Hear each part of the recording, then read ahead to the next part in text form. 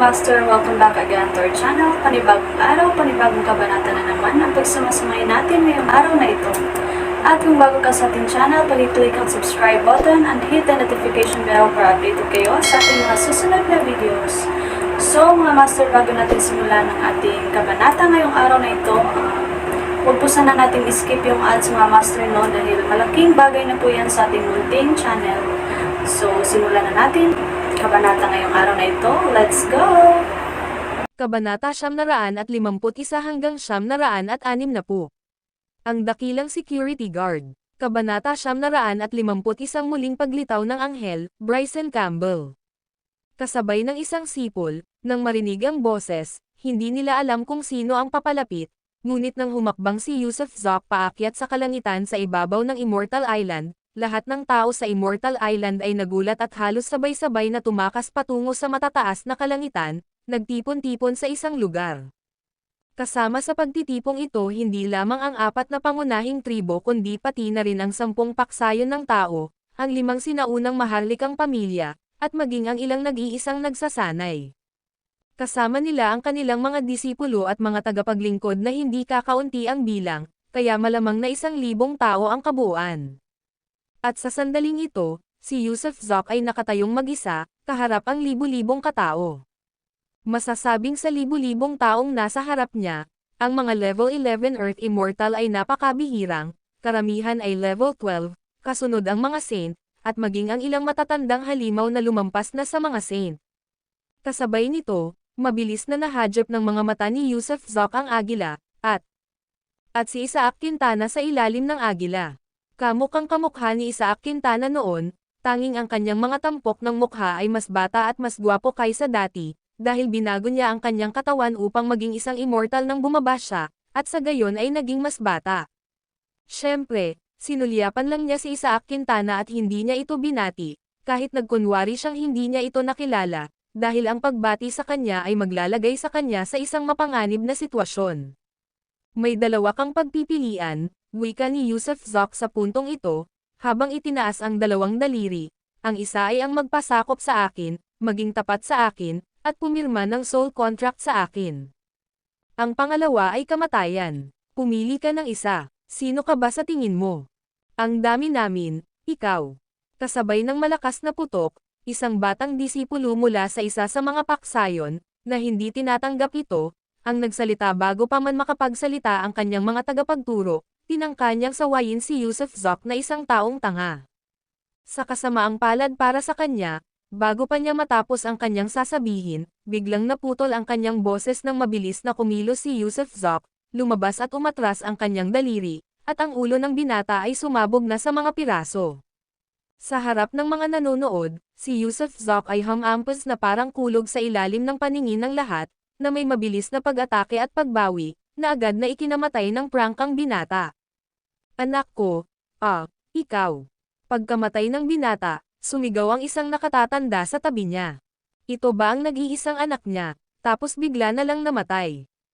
Papatayin kita. Sa sobrang gulat ng matanda ay hindi siya nakapagdalamhati, at sa kanyang galit na muntik nang maglabas ng dugo, bigla siyang nagpakawala ng isang kislap ng liwanag mula sa kutsilyo, at isang flying knife ang naging isang nagliliwanag na sinag na tumatama kay Yusuf Zok.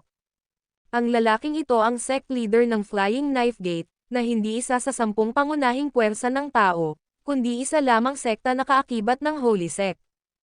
Ang pagkakasangkot ng Flying Knife Gate sa palihim na pagtitipong ito ay dahil din sa pagkakamag-anak ng pinuno ng sekta na ito kay Yegang, na kanyang tiyuhin. Tumigil ka. Kasabay ng isang mabilis na pag-ikot, nang makarating ang flying knife sa kalagitnaan, kumilos ng determinado si Yegang, pilit na hinawakan ang mabilis lumilipad na kutsilyo at inagaw ito pabalik. Kapwa Dawista Bryson, huwag mo sanang masyadong apihin ang iba. Matinding humakbang pasulong si Yegang, at sumigaw mula sa ere, hindi mo rin dapat mawala ang iyong sarili sa maling landas. Mataba, magaling, magaling. Bigla ring humakbang paarap si Brennan Soto ng Buddha's Thunder Temple, taglay ang liwanag ni Buddha na nagniningning mula sa kanyang ulo at namumulaklak ang mga lotus sa ilalim ng kanyang mga paa, na nagliliyab ng isang mainit at mapalad na aura. Pinagdikit niya ang kanyang mga kamay kay Yusuf Zok at sinabing, Kapwa Bryson, mula sa isang kaisipan ay nagmumula ang buhay, mula sa isa pa ay nagmumula ang kamatayan, mula sa isang kaisipan ay nagmumula ang Buddha, mula sa isa pa ay bumabangon ang demonyo.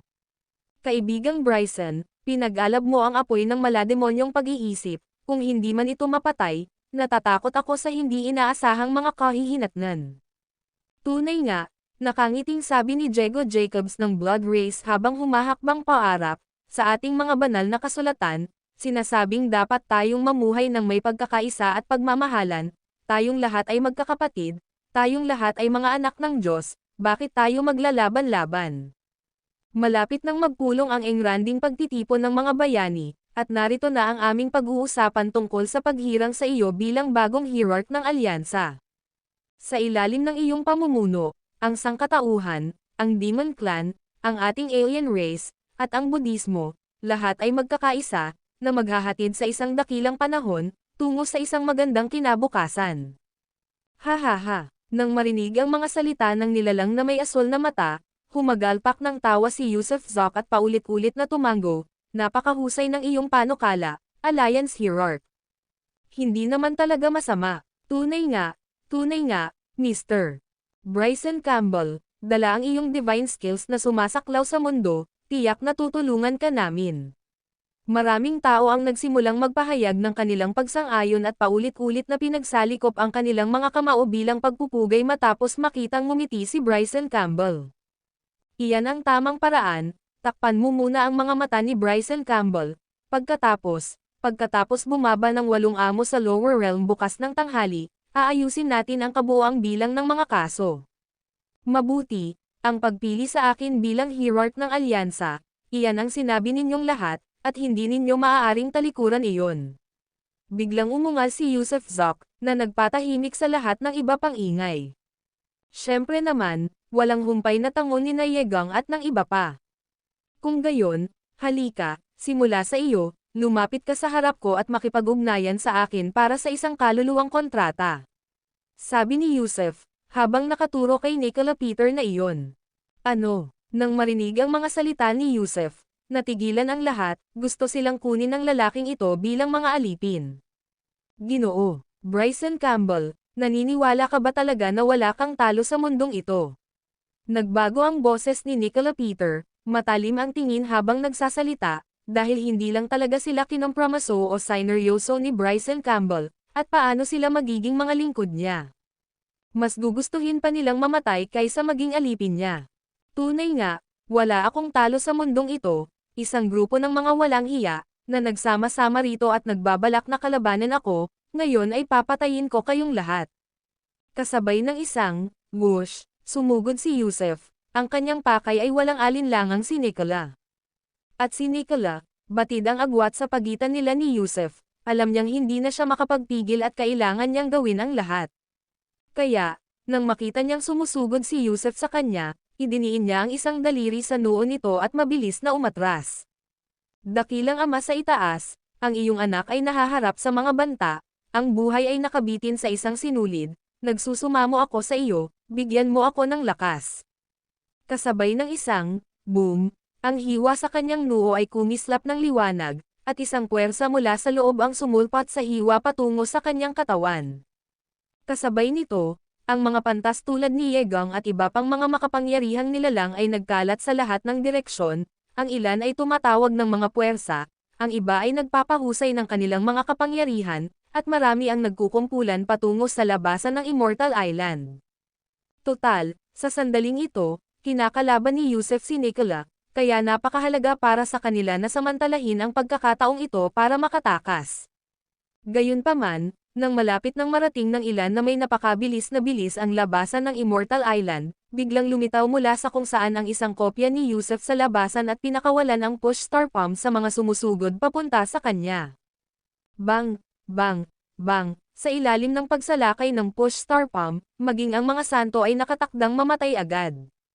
Bukod dito, si Nicola, na matagal nang nagpapatawag at umaatres, ay sa wakas ay nakaranas ng isang pagbabago.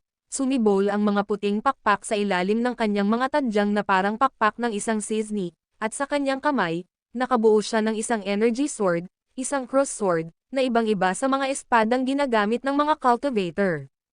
Kawawa, maliliit, at maruruming tao, na dumudungi sa amang Diyos, patayin silang lahat.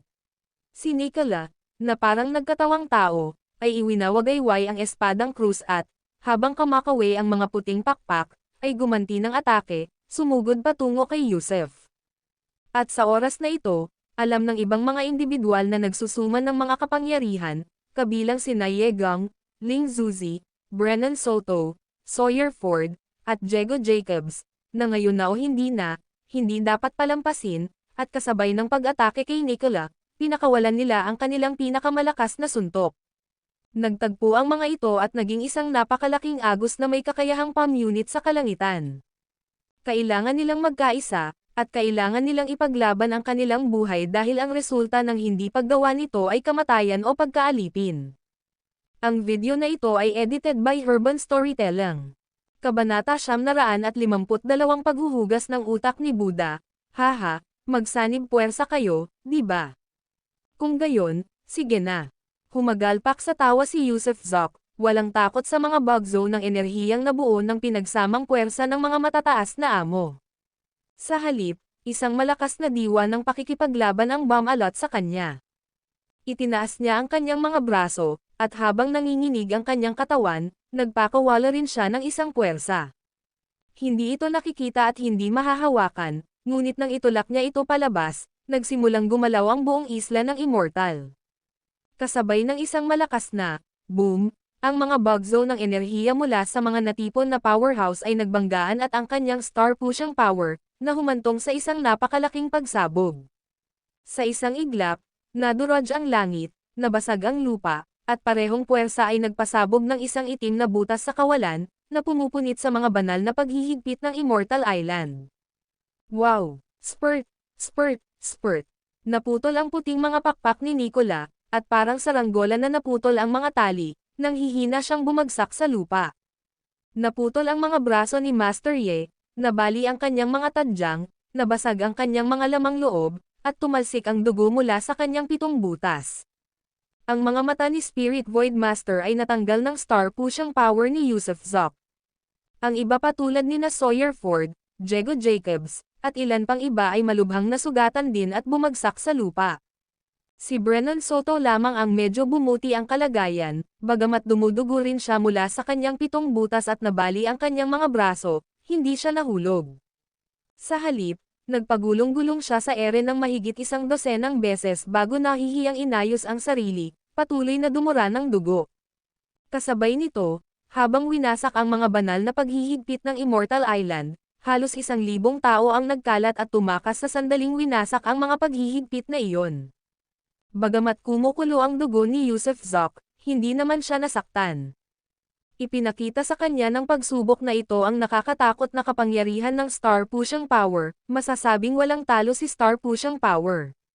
Siyempre, may mga disbentaha ang star-pushing power, pagkatapos ng bawat paggamit, nababawasan ang kanyang stellar power. Kailangan niyang tumalon sa mabituing kalangitan at punan ito muli sa soul bead. Gayunpaman, ang stellar power na natira sa kanya ay higit pa sa sapat para harapin ang mga taong ito. Wala ni isa sa inyo ang makakatakas. Matapos sulyapan ang mga High Master na nagtamo ng malubhang pinsala, humakbang siya paabant sa ere, at ang kanyang malawak na espiritual na kapangyarihan ay agad na bumalot sa langit at lupa. Tumigil ang oras. Whoosh! Ang mga nagsimulang magsipagtakbuhan at magsipagtakbo ay biglang nanigas sa kanilang kinatatayuan. Sa pagsakop sa 20 bilyong milya gamit ang telekinesis, wala siyang kapantay sa kaharian na ito. Walang taong makakaabot sa ganito kalakas na sakop ng espiritual na kapangyarihan. I seal Red Earth, kasunod ng isang, swoosh, kasunod ng kanyang mga salita, sumugod siya, at habang pinapagana niya ang I seal Red Earth, ang kanyang I sealing realm ay maaaring 100 metro lamang ang lapad, ngunit ang kanyang bilis ay napakabilis. Hindi na niya kailangang kumilos pa, sa pamamagitan lamang ng paglapit sa mga nagyayelo, bababa ang temperatura ng sentro ng lugar sa napakalamig na estado. Mabilis siyang dumaan, at ang mga taong iyon ay naging mga piraso ng yelo na parang, whoosh, na nabasag at naglalaho kasabay ng hangin. Tara na, sa sandaling iyon, Magkasama sina Isaac Quintana at Shanji Master, at wala sa kanila ang nanigas sa kawalan. Kaya, nang makita ni Shanji Master na sadyang pinababayaan sila ni Yusuf Zok, mabilis niyang sinunggaban si Isaac Quintana at pareho silang tumakas. Hindi sila pinansin ni Yusuf Zok at ipinagpatuloy ang kanyang sunod-sunod na pagpatay. Ngunit dahil mahigit 1,000 tao ang nakakalat, kalahati lang ang napatay niya bago marami sa kanila ang nakatakas mula sa time freeze gamit ang mga sikretong pamamaraan at nagsimulang tumakas dahil sa desperasyon. Ang ilan ay tumalon pa nga sa dagat o nagtago sa kawalan at iba pa. Huminga ng malalim si Yusuf Zok. Wala siyang magagawa tungkol sa mga nakatakas. Hindi pa siya kayang gumawa ng mga banal na gawa, hindi pa niya kayang patayin ang lahat sa isang sampal lang. Huminto siya. Pagkatapos ay mabilis na bumaba sa lupa, tinapakan ang leeg ng Spirit Void Master gamit ang isang paa. Pumutok ang mga mata ni Ling Shuzi, at nanginig ang buong katawan niya. Para bang ang kapangyarihan ng mga bituin na bumangga sa kanya ay katumbas ng isa o ilang planeta na tumatama sa kanyang katawan. Kahit bilang isang santo, hindi niya ito matiis. Ang kanilang kaligtasan ay isa ng sumpa ng magandang kapalaran. Walang tanong-tanong, direktang pinatulo ni Yusuf Zok ang Dew of Merit sa bibig ni Ling Shuzi at saka tumalon papunta sa tabi ni Yegang. Hinugot niya ang kanyang purple light sword, gumawa siya ng hiwa sa noo ni Yegang, at sapilitang nagpatak ng isang patak ng sarili niyang essence blood sa sugat. Ipinapatupad niya ang pang-aalipan, tinangka niyang pumirma ng isang soul contract sa pamamagitan ng pagsasamantala sa mahinang kalagayan ni Yegang para kitilin ang kanyang buhay. Maaari kang lumaban, at pagkatapos ay maglalaho ka sa usok at mga ulap. Alam na alam ni Yusuf Zok na kung ang espiritual na kamalayan ng iba ay malakas na lumaban, kahit napilitin ang pang-aalipan, tiyak na hindi ito matatapos ng mabilis at mag-aaksaya lamang ng oras, kaya tinakat niya ito. Marahil dahil sa kanyang tunay na kahinaan, bahagya lamang na tumutol si Yegang at saka kusang binuksan ang kanyang isipan. Swoosh! Swoosh! Swoosh! Matapos masakop si Yegang, tumalon si Yusuf Zok sa gilid ni na Diego Jacobs at Nicola, at sabay-sabay na sinupil ang dalawang lalaki bilang kanyang mga katulong. Gayunpaman, nang marating niya si Sawyer Ford, pinugutan niya ito ng ulo gamit ang kanyang espada kahit nabuhay pa ang lalaki. Walang saysay ang pagpapanatili sa taong ito, at tanging sa kanyang pagkamatay lamang tunay na mawawala ang Sword Tower. Matapos silang mapasuko, humakbang si Yusuf Zok papunta kay Brennan Soto ng isang hakbang. Nasugatan din si Brennan Soto, ngunit hindi kasing lala ng iba. Alam mo naman siguro kung ano ang makabubuti sa panahon ngayon, sabi ni Yusuf Zok habang tumatawa ng malamig sa harap ni Brennan Soto. Tumawa ng mapait si Brennan Soto. Hindi naman sa ayaw niyang tumakbo, kundi hindi niya talaga kaya, dahil ang avatar ni Yusuf Zok ay nakatayo sa likuran niya, palaging nakasunod sa kanya. Kaya naman, naniniwala siya na ang anumang paggalaw ay mangangahulugan ng tiyak na kamatayan. Kung sa tingin mo ay makakagawa ka ng isang kasunduan sa kaluluwa kasama ko, makikita mong imposible iyon, dahil ang pananampalataya ko ay kay Buddha. Ang pakikipagkasundo sa iyo ay nangangahulugan ng pagtalikod kay Buddha at pagsamba sa iyo. Maaari mong pilitin ang iba na kilalanin ka bilang kanilang Panginoon, ngunit hindi mo rin magagawa iyon sa akin. Hindi ka naniniwala sa akin. Subukan mo. Pang-uuyam pa ni Brennan Soto kay Yusuf Zok, tila walang takot na ipatupad niya ang soul contract. Kasabay ng isang, whoosh, pagkasabi ni Brennan Soto, ang dulo ng espada ni Yusuf Zok ay tumama, at isang madugong sugat ang agad na bumukas sa kanyang noo. Ipinitik ni Yusuf Zok ang dulo ng kanyang daliri, at isang patak ng Dew of Merit na may halong essence blood ang sapilitang itinanam. Boom! Habang ang hamog ng kagalingan ay pilit na dumampi sa noo ni Brennan Soto, biglang isang sinag ng gininto ang liwanag ang lumabas mula sa sugat na may dugo sa kanyang noo. Ang makapangyarihang espiritual na ito ay hindi kay Brennan Soto, kundi sa kamalayan ng ibang tao.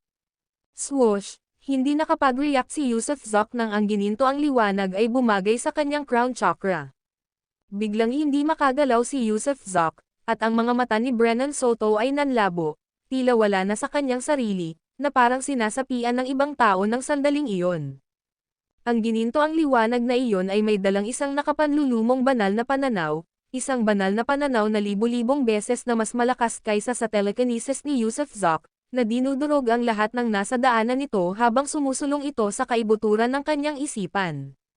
Bukod dito, narinig ni Yusuf Zok ang pag-awit, ang pagbigkas ng Amitabha Buddha, pagkakapantay-pantay ng lahat ng nilalang, at ang kapalaran ng samsara. Tila binibigkas sa kanya ng gininto ang liwanag ang mga banal na kasulatan, na para bang ginagawa siyang disipulo, inaalagaan at sinupil. Pakiramdam ni Yusuf Zok ay para siyang nahulog sa isang mundo ng gininto ang liwanag, na babalot ng ambon. Nang tumangala siya, nakita niya ang isang napakalaking Buddha na nakaupo sa harap niya, isang Buddha na kamukhang kamukha ni Brennan Soto na may matambok na mukha at hubad na tiyan, at habang nakatayo sa harap ng Buddha na ito, pakiramdam niya ay wala siyang gaanong halaga. Nakangiti ang Buddha, sinenyasan siya, yakapin ang aking Buddha para sa sukdulang kaligayahan. Ang 8 salitang ito ay patuloy na bumabalot sa kanyang kaluluwa, nililinis ang kanyang isipan. Nang malapit ng lumuhad si Yusuf Zok bilang pagsuko, dahil hindi niya kayang saluhin ang malawak na puwersang espiritual na naghuhugas ng utak niya, biglang natigilan ang nakangiting Buddha, pagkatapos ay lumitaw na parang nakakita ng isang nakakatakot na eksena.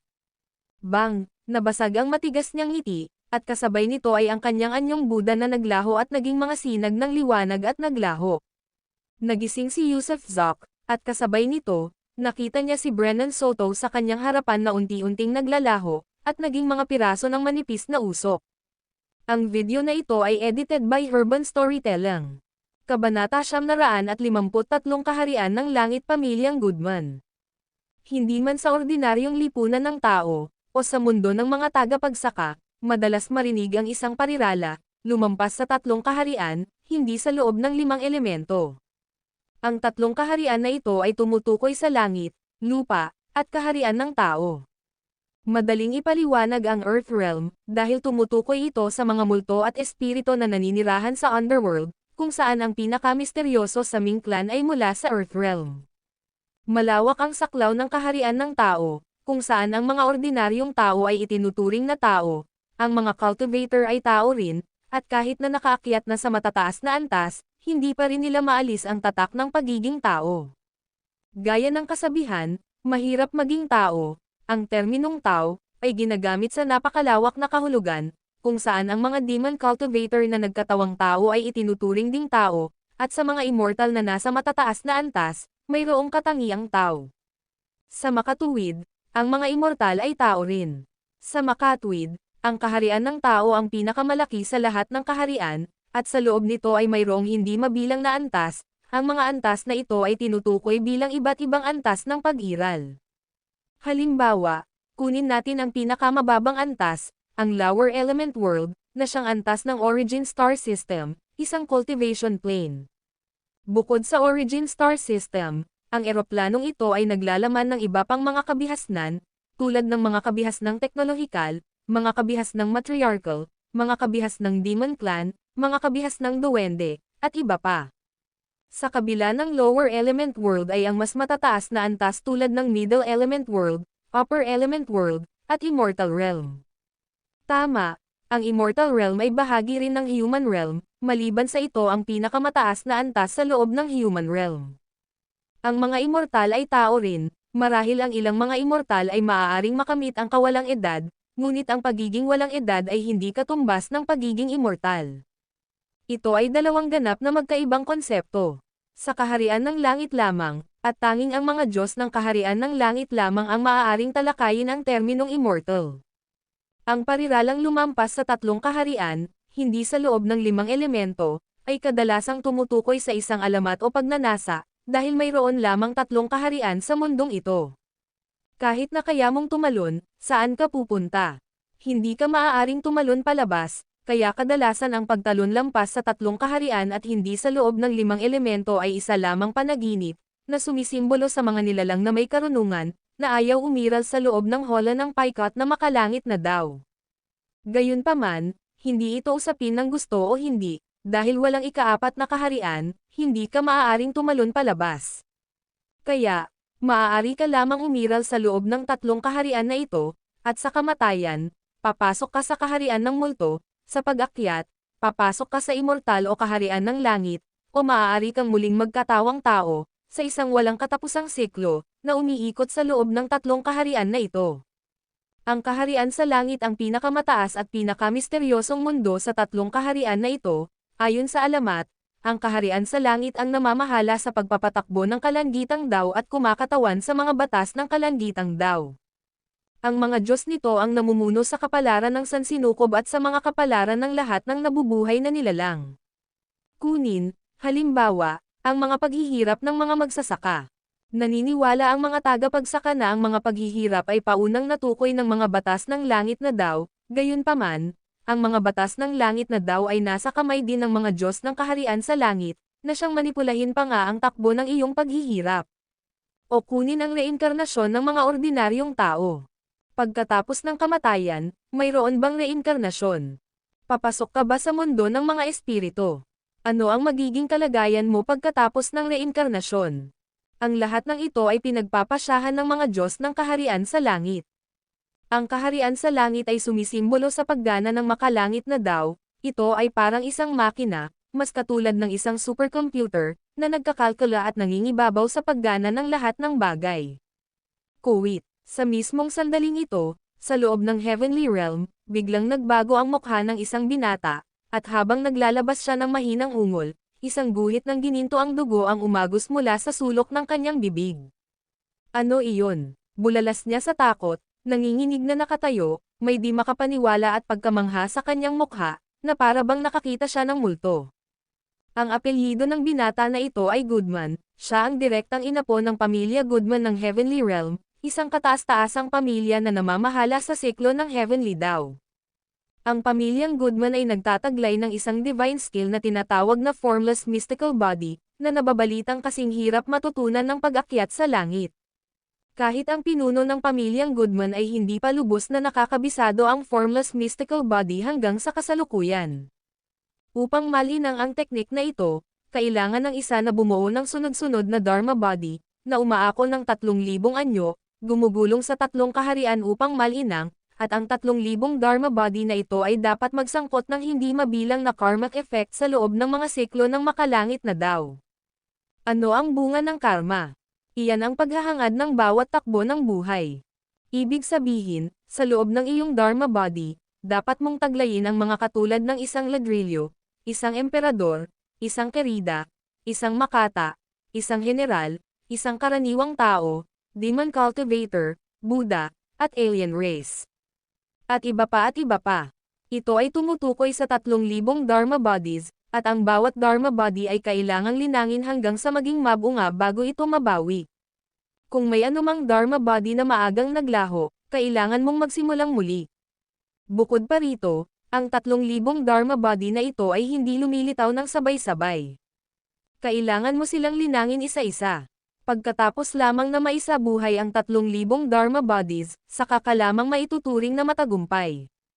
Sa makatuwid, hanggang ngayon, wala pang sino man ang lubos na nakapaglinang sa 3,000 Dharma bodies na ito, dahil tila palaging mayroong hindi mahuhulaan at hindi mapaglabanan na sakuna na nangyayari, at pagkatapos ay kailangan mong magsimulang muli sa simula.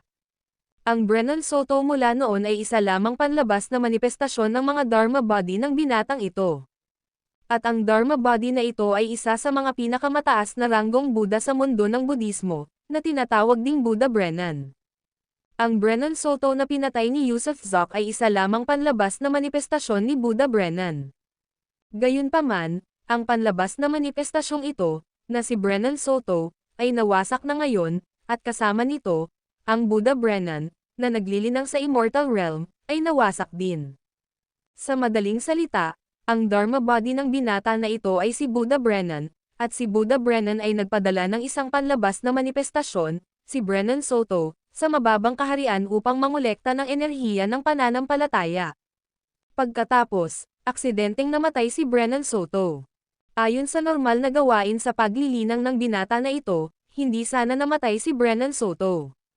Kaya, ang pagkamatay ni Brennan Soto ay humantong din sa pagkamatay ni Buddha Brennan sa Immortal Realm. Tunay nga, si Buddha Brennan sa Immortal Realm ay pumanaw na at lumampas na sa kanyang kamatayan. Kaya, Dapat ipagpatuloy ng binata ang paglilinang ng isa pang Buddha Brennan, ngunit gaano kahirap linangin ang isang Buddha Brennan? Ilang 10 milyong taon kaya ang aabutin yan? Siyempre, kahit medyo nababagabag ang binata sa oras na ito, napuno rin siya ng pagkabigla at pagkalito dahil nakakita siya ng mga hindi niya kilalang bagay na hindi pa niya nakita o nakita noon. Collins, nandyan ka ba? Habang nakatayo ang binata sa silid na puno ng gulat at litong-lito, may kumatok mula sa labas ng kanyang pinto. Ama Emperador, tuloy po kayo. Mabilis na inayos ng binata, na nagngangalang Zane Goodman, ang kanyang damit, hinintay ang pagpasok ng tao sa labas, at saka malalim na yumuko sa bagong dating. Ang taong ito ay may pagkakahawig sa kanya, isang lalaking nasa katanghaliang gulang. Collins, paano biglang namatay ng ganito kalakas ang Dharma body ni Buddha Brennan sa Immortal Realm? Kumunat ang noo ng lalaking nasa katanghaliang gulang at nagtanong, anong aksidente ang nangyari? Ang lalaking nasa katanghaliang gulang ay nagngangalang Zane Goodman Sr., na nagsanay din ng Formless Mystical Body Technique, at maraming Dharma bodies na nakarating sa Mahayana, isa na rito ay isang Buddha sa cultivation plane. Sa katunayan, ang mga Buddha ng Budismo ay isa lamang sa mga Dharma bodies ni Zane Goodman Sr. Mula sa kaharian ng langit. Kaya naman, tunay na makapangyarihan ang pamilya Goodman. Pagkatapos mag-isip sandali, sinabi ni Collins Goodman, Ama Emperador, isang aksidente nga ang nangyari. Ganito ang nangyari. Isinalaysay ni Collins Goodman ang buong pagkakasunod-sunod ng mga pangyayari. Sinasabi mo ba na hindi lamang namatay ang panlabas na manifestasyon ng katawan ng Dharma, kundi namatay rin ang katawan ng Dharma mismo, at maging ikaw mismo ay nasugatan, ang iyong kaluluwa ay nasugatan. Zane Goodman Sr. Nakinig at namutla sa gulat dahil nasaktan ang kanyang direktang inapo mula sa pamilya Goodman, na bihirang masaktan sa Heavenly Realm. Lalo na sa isang menor de edad na tagapagsaka mula sa kaharian ng tao. Kaya pakiramdam niya ay imposible ito at lubos na hindi kapanipaniwala. Ngunit ang Dharma body ng kanyang anak ay tunay ngang namatay, at ang kanyang anak ay tunay na nasugatan. Totoo iyon. Hindi ko pa naririnig ang sitwasyong ito, at nalilito ako. Gayunpaman, nitong mga nakaraang taon, madalas na nagkaroon ng mga kaguluhan sa tatlong kaharian, na nakaapekto pa nga sa ating kaharian sa langit. Hindi pa katagalan, isang kakaiba at mahinang banal na sense ang palihim na pumasok sa ating Heavenly World Deity altar, hinihigop ang kapangyarihan ng altar, at maraming beses nang nangyari ang mga panghihikayat mula noon, ngunit hindi pa rin natin mahanap ang banal na sense ng nanghihimasok. Nabalitaan ko rin ito. Gayunpaman, umaasa ako, Amang Emperador, na tutulungan mo ako. Gusto kong bisitahin ang kaharian ng tao. Hindi ka panipaniwala ang kapangyarihan ng menor de edad na cultivator na iyon at maaaring may itinatagong malalim na sikreto. Sabi ni Collins Goodman. Zane Goodman Sr. Ikinumpas ang kanyang kamay, hindi ka maaaring bumaba sa lower realm ngayon. Babantayan ko ang menor de edad na cultivator na iyon, at ang kailangan mong gawin ay maghanda para sa iyong koronasyon bilang heavenly daw. Napakahalaga niyan para sa iyo, para sa aming pamilya Goodman. Ang video na ito ay edited by Herban Storytelling. Kabanata 954 na ano ang mana. Walang alam si Yusuf Zok tungkol sa banal na sugo mula sa kaharian ng langit, at hindi niya nga maintindihan ang kaharian ng immortal, dahil total, siya ay isa lamang. Isang menor na karakter lamang mula sa pinakamababang planar level.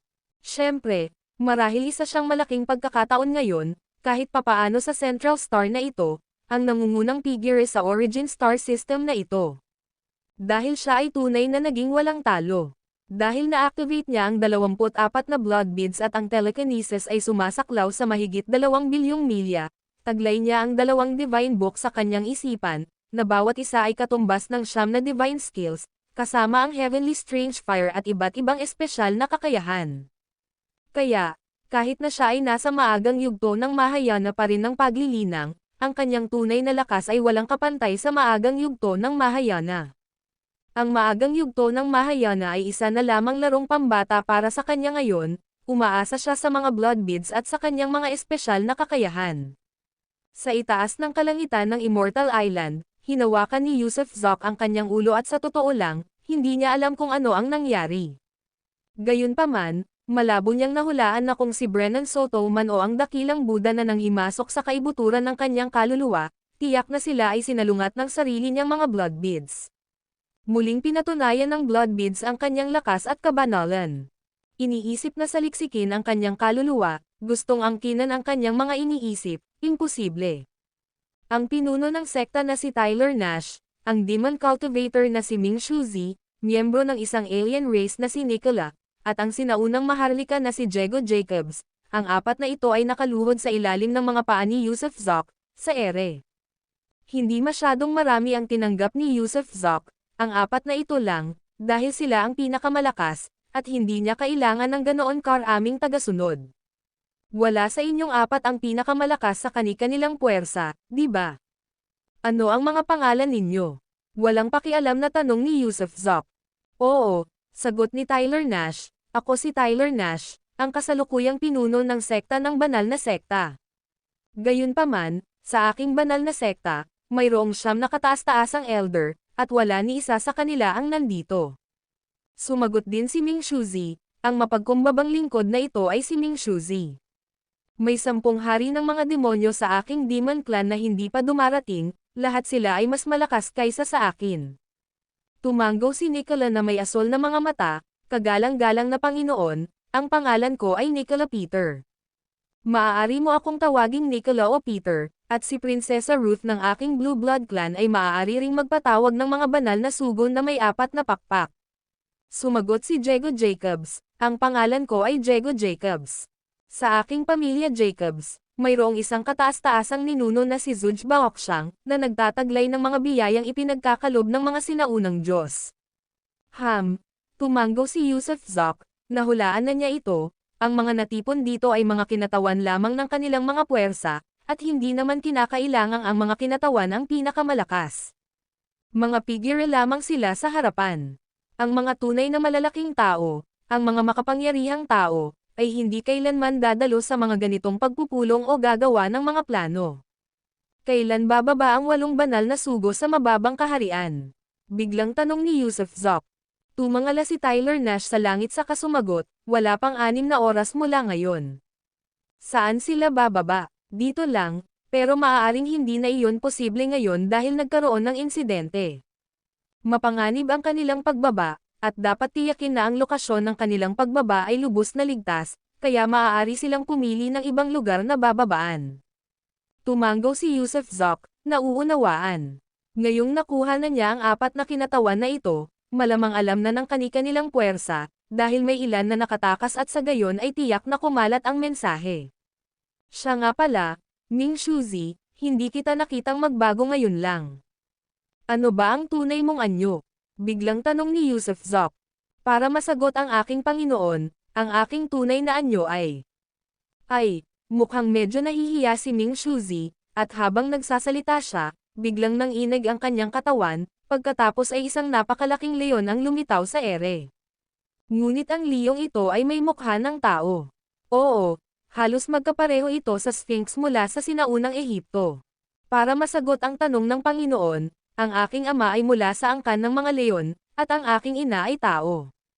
Kaya, hindi puro ang lahi ko. Gayunpaman, ngayon lang, matapos kong matanggap ang Supreme Divine Liquid na ipinagkaloob ng Master, nakamit ko na ang Supreme Glassy Jade Body mula sa mga alamat ng leon. Ang lahing ito ay ang lahi ng mga sinaunang haring leon. Sige, magpalat ka na ulit. Tara na, bumalik na tayo sa Spirit City.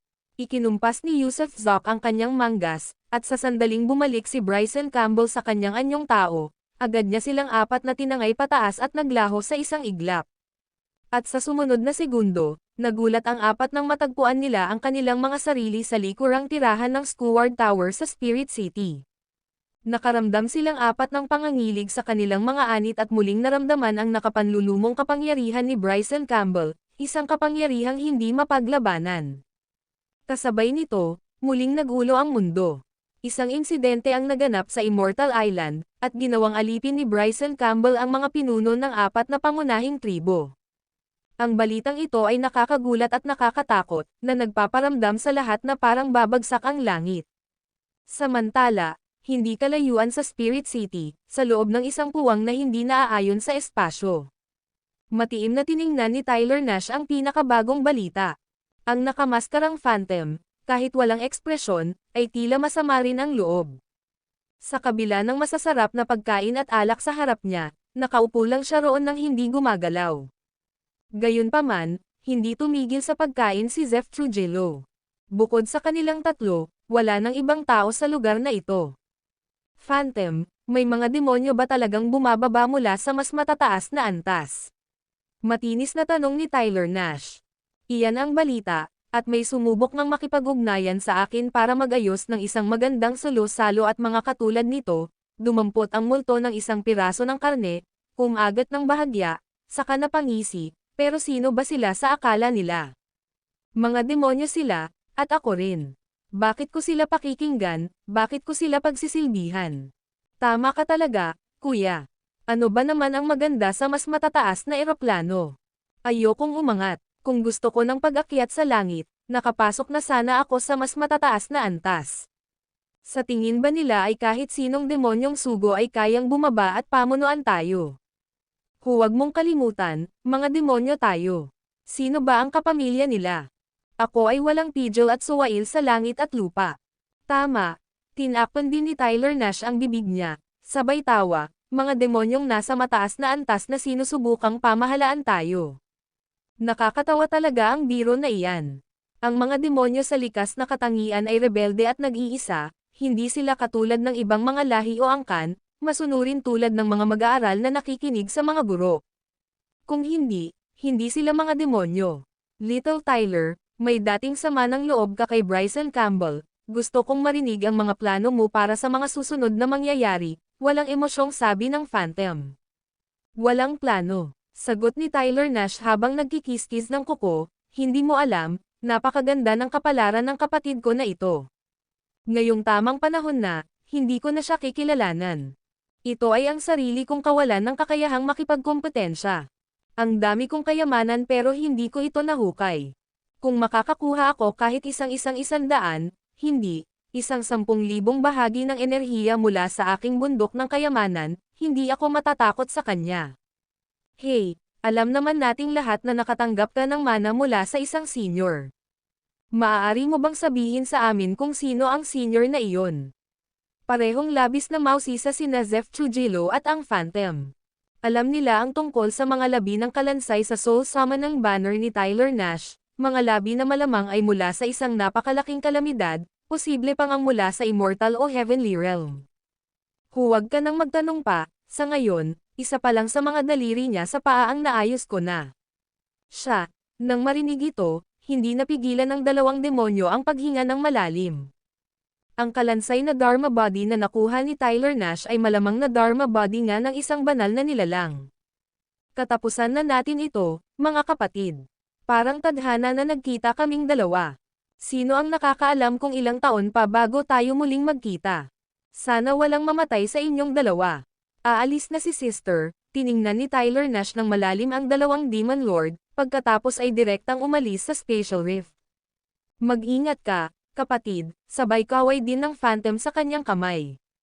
Hehe, may mana si Ate Tyler, at ako rin. Panahon na para magnilay-nilay ako ng malalim sa aking cultivation, nakangiting sabi ni Zeph Trujillo at agad na tumakbo. Biglang ngumiti ang Phantom, iniikot ang kanyang baso ng alak, gamit ang iyong kapangyarihan lamang, nilabanan mo ang 5 pangunahing tribo. Sa di mabilang na mga taon sa malawak na mundong ito, ikaw talaga ang kakaiba. Talagang nagtataka ako kung ano ang mana mo.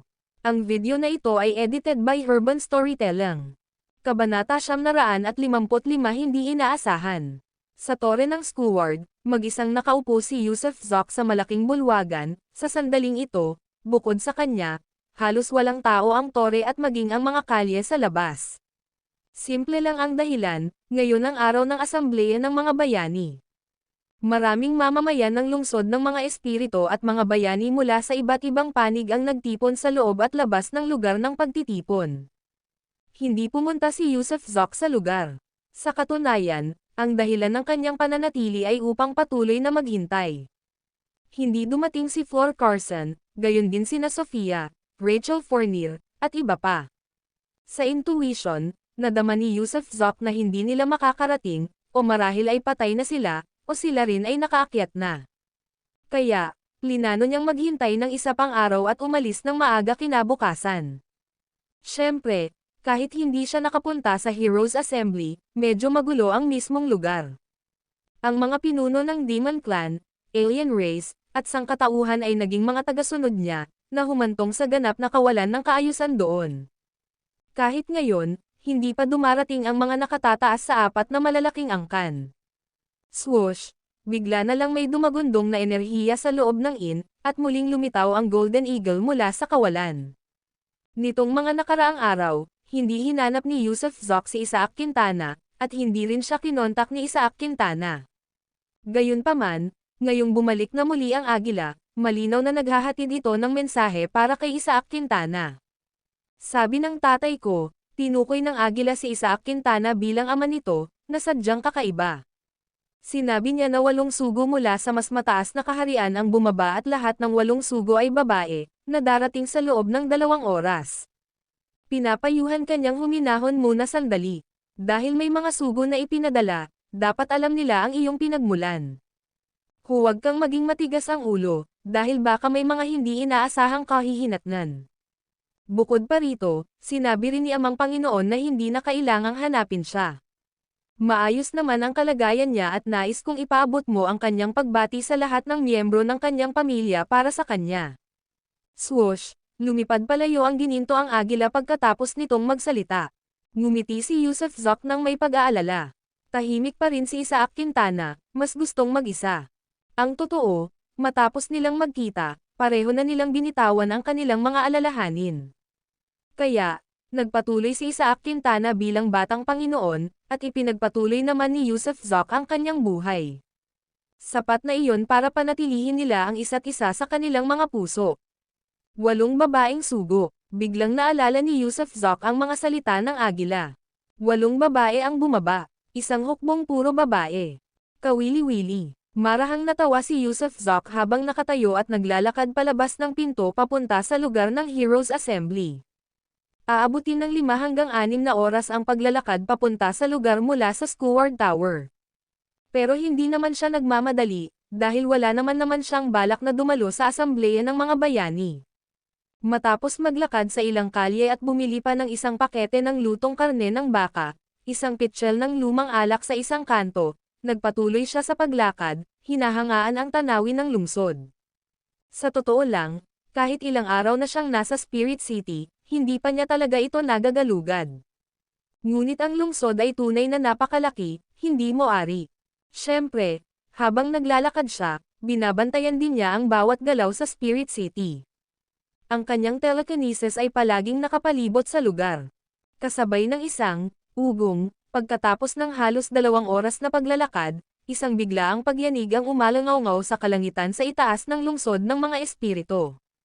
Nanginig ang buong espasyo, at isa-isa, mahigit 300 individual ang tumalon mula sa isang puwang.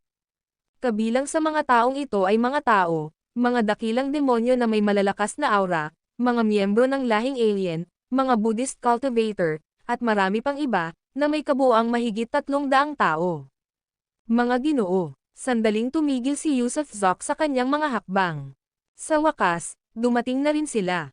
Ang 300 taong ito ang malamang na pinakamalakas mula sa iba't ibang paksayon. Pero, tila walang mga sugo, maaari kayang mali ang katalinuhan ni Isaac Quintana. Sakalang biglang nabuhay ang isa sa kanyang mga message jade disc. Ang partikular na disc na ito ay konektado kay Elijah Birch, na ibinigay sa kanya ng kanyang demonyong lingkod, ang Formidable Nameless. Nandito rin si Elijah Birch. Nakita ko siya, gumamit lamang si Yusuf Zok ng telekinesis para mag-scan saglit at napansin niya si Elijah Birch na dumarating na parang isang ethereal na diwata. Kinuha niya ang jade disc ng may kuryosidad at sinulyapan ito, ang mga sugo ay dumating na ng mas maaga, nasa lungsod ng espiritu na. Paano mo nalaman? Narinig mo na ba na lahat ng sugo ng langit ay babae? Sagot ni Yusuf Zok habang nagpapatuloy sa paglalakad. Oo, narinig kong lahat sila ay babae, pero wala pa akong nakita, bagaman dumating nga ang sugo mula sa langit sa mahiwagang lungsod kaninang umaga. Sagot ni Elijah Birch. Huminga ng malalim si Yusuf Zok, at lalong tumangala. Saklaw na ng kanyang telekinesis ang buong mystical na lungsod, ngunit wala pa siyang nakitang anumang kaina-hinalang babae sa loob ng sakop nito. Mausisa na nagsagawa si Yusuf Zok ng isa pang mental na pagsasaliksik sa buong mystical na lungsod. Kuya, pasensya na, ikaw ba si Yusuf Zok? Habang inilalabas ni Yusuf ang kanyang telekinesis, biglang may isang madungis na bata ang tumakbo palapit sa kanya at sinuri siya. Tumaas ang kilay ni Yusuf. Kilala siya ng lahat dito bilang Bryson Campbell, hindi nila dapat malaman ang tunay niyang pangalan na Yusuf Zok, hindi ba?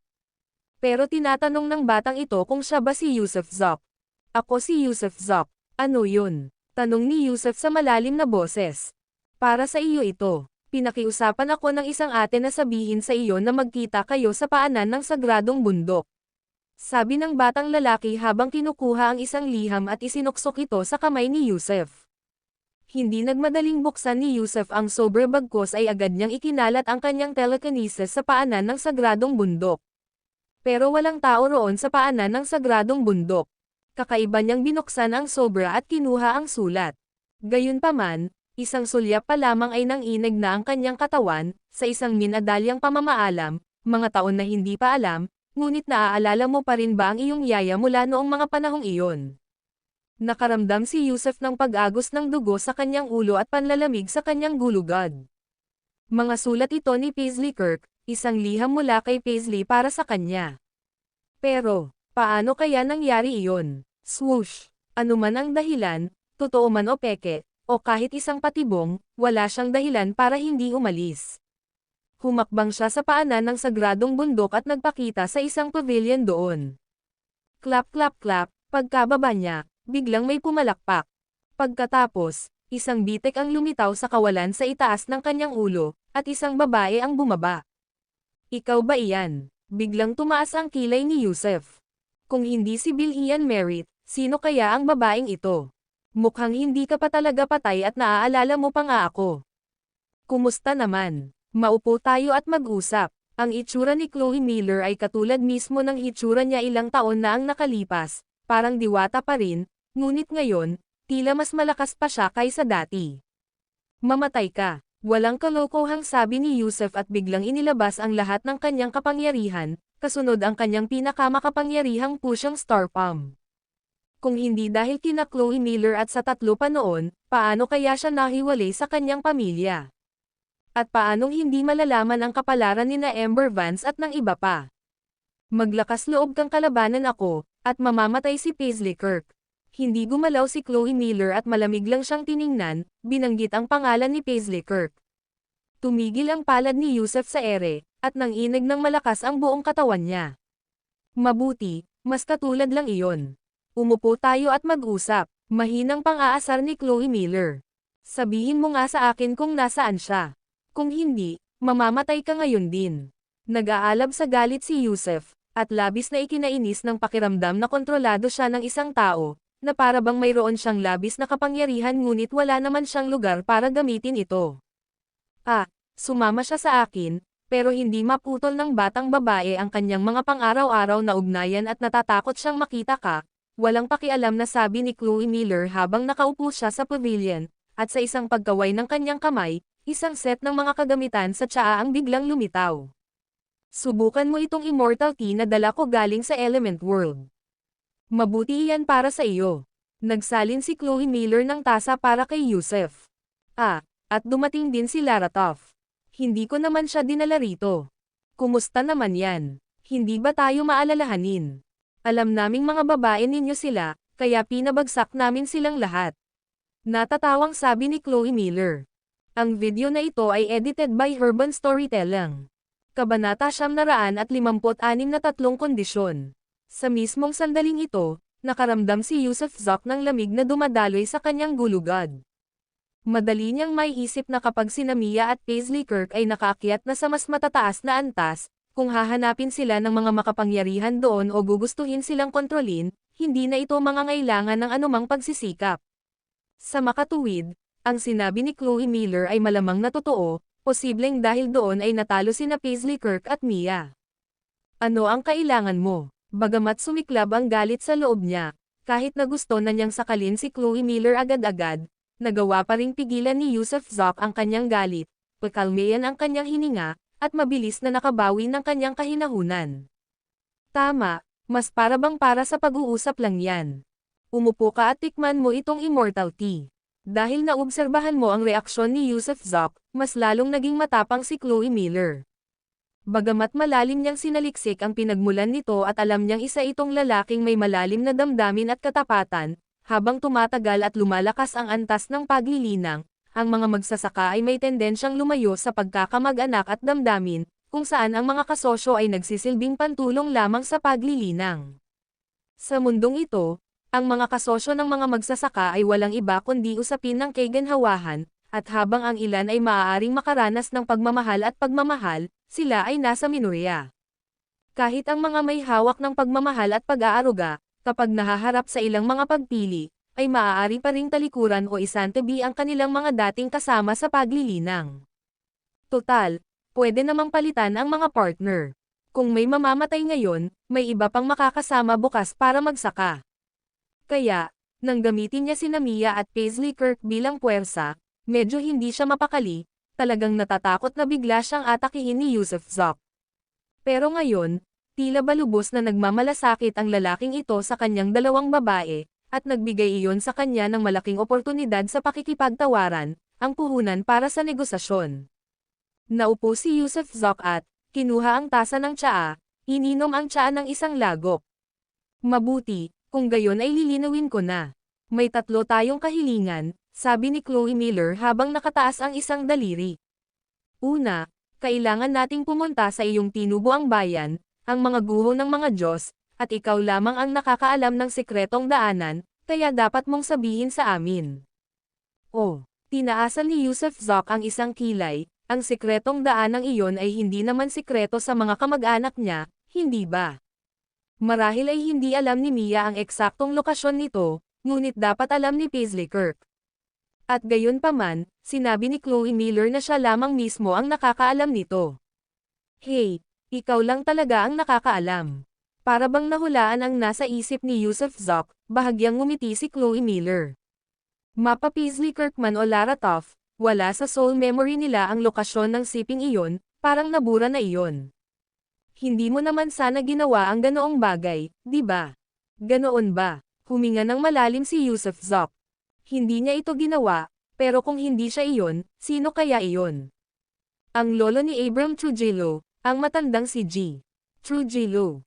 O baka naman si Landon Torres. Anong masasabi mo sa ganitong sitwasyon? Payag ka ba? Tanong ni Chloe Miller. Sandali, itinaas ni Yusuf Zoc ang kamay niya para pigilan siya. Una sa lahat, gusto kong malaman, kung matutupad ko ang mga hinihingi mo, ano ang makukuha kong kapalit? Anong makukuha mo? Sandaling nagulat si Chloe Miller, pagkatapos ay humagalpak ng tawa. Una, hindi ka mamamatay, at pangalawa, maaari kitang pagbigyan ng muling pagsasama nila, hahayaan kitang makilala silang dalawa, at kahit na maibalik ko na sila sa mundo ng mga elemento, maaari ko pa rin silang hayaang maghintay sa iyo doon. Kapag umakyat ka na, pwede mo na silang iuwi. Paano ko malalaman na hindi ka nagsisinungaling sa akin? Paano ko malalaman na hindi mo ako niloloko? Kaya gusto ko muna silang makita, kung hindi, walang pasok. Mariing deklarasyon ni Yusuf Zoc kasabay ng pag-abot ng kanyang kamay. Hindi. Natatarantang ikinumpas ni Chloe Miller ang kanyang mga kamay. Alam namin ang iyong husay. Kahit ako ay maaaring walang pagkakataon laban sa iyo kung aalisin ang mga paghihigpit, kaya magiging problema kung magagalit ka sa amin habang nakikipagkita sa kanila. Kung gayon, wala nang dapat pag-usapan. Papatayin muna kita. Nanlamig ang mga mata ni Yusuf Zoc, at sa isang mabangis na galaw, itinulak niya ang kanyang palad patungo kay Chloe Miller. Hindi kailanman inakala ni Chloe Miller, kahit sa pinakamalawak niyang panaginip, na ang lalaking ito na nagngangalang Zoc ay maaaring maging ganito kalupit na manakit nang walang sinasabi. At bago pa man maabot ng kamay nito ang kanya, nakita na niya ang kalawakan mismo na pumipilipit, isang hindi mapigilan at napakalakas na puwersang humahampas sa kanya. Sige, Hahayaan kitang makita sila, tumigil ka. Sigaw ni Chloe Miller sa takot, habang nakatingin kay Yusuf Zoc, dahil wala itong kumpiyansa na pigilan ang dating palad. Tumigil ang palad ni Yusuf Zoc, at agad na nawala ang star pushing power. Mga kapatid, lumabas kayo. Malamig ang boses ni Chloe Miller habang nakatitig siya kay Yusuf Zoc, pagkatapos ay biglang umatras ang kanyang figure, tumalon pataas sa matataas na kalangitan sa ibabaw ng Sacred Mountain. Kasabay ng isang whoosh, pagkatalon niya sa langit, isang puwang ang biglang bumukas sa likuran niya, at 7 babae ang lumitaw sa loob nito. Siyempre, ang 7 babaeng ito ay hindi tumalon palabas ng bitek, tumingin lang sila mula sa itaas. Paisley. Sa isang sulyap, nakita ni Yusuf Zoc si Paisley Kirk sa siwang. Bagamat lahat ng 7 babae ay nakasisilaw sa kagandahan, si Paisley Kirk ay nakamamanghang kagandahan pa rin. Gayunpaman, nang makita niya si Paisley, biglang natigilan ang kanyang ekspresyon, at naging parang manok na nanigas sa takot. Dahil nakita rin niya si Mia na nakatayo sa gilid. Tanging lamang, si Mia ay nakasuot ng isang pares ng abuhing roba, iyong uri na isinusuot ng mga madre, at ang kanyang buhok ay inahit.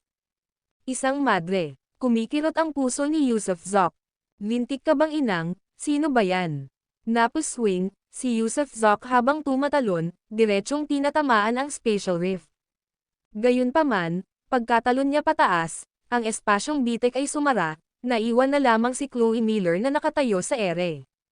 Mariing huminto si Yusuf Zoc sa tapat ni Chloe Miller, nanginginig ang mga kamao niya sa tensyon. Ang puwang na ito ay hindi regular at hindi matatag, maaaring lumitaw sila rito isang segundo at mawala sa susunod, kaya imposibleng masubaybayan niya sila. Paano naman, Mr. Zoc, may kasunduan ba tayo sa unang kondisyon natin? Isa pa, hindi tayo mananakit ng kahit sinong mortal doon.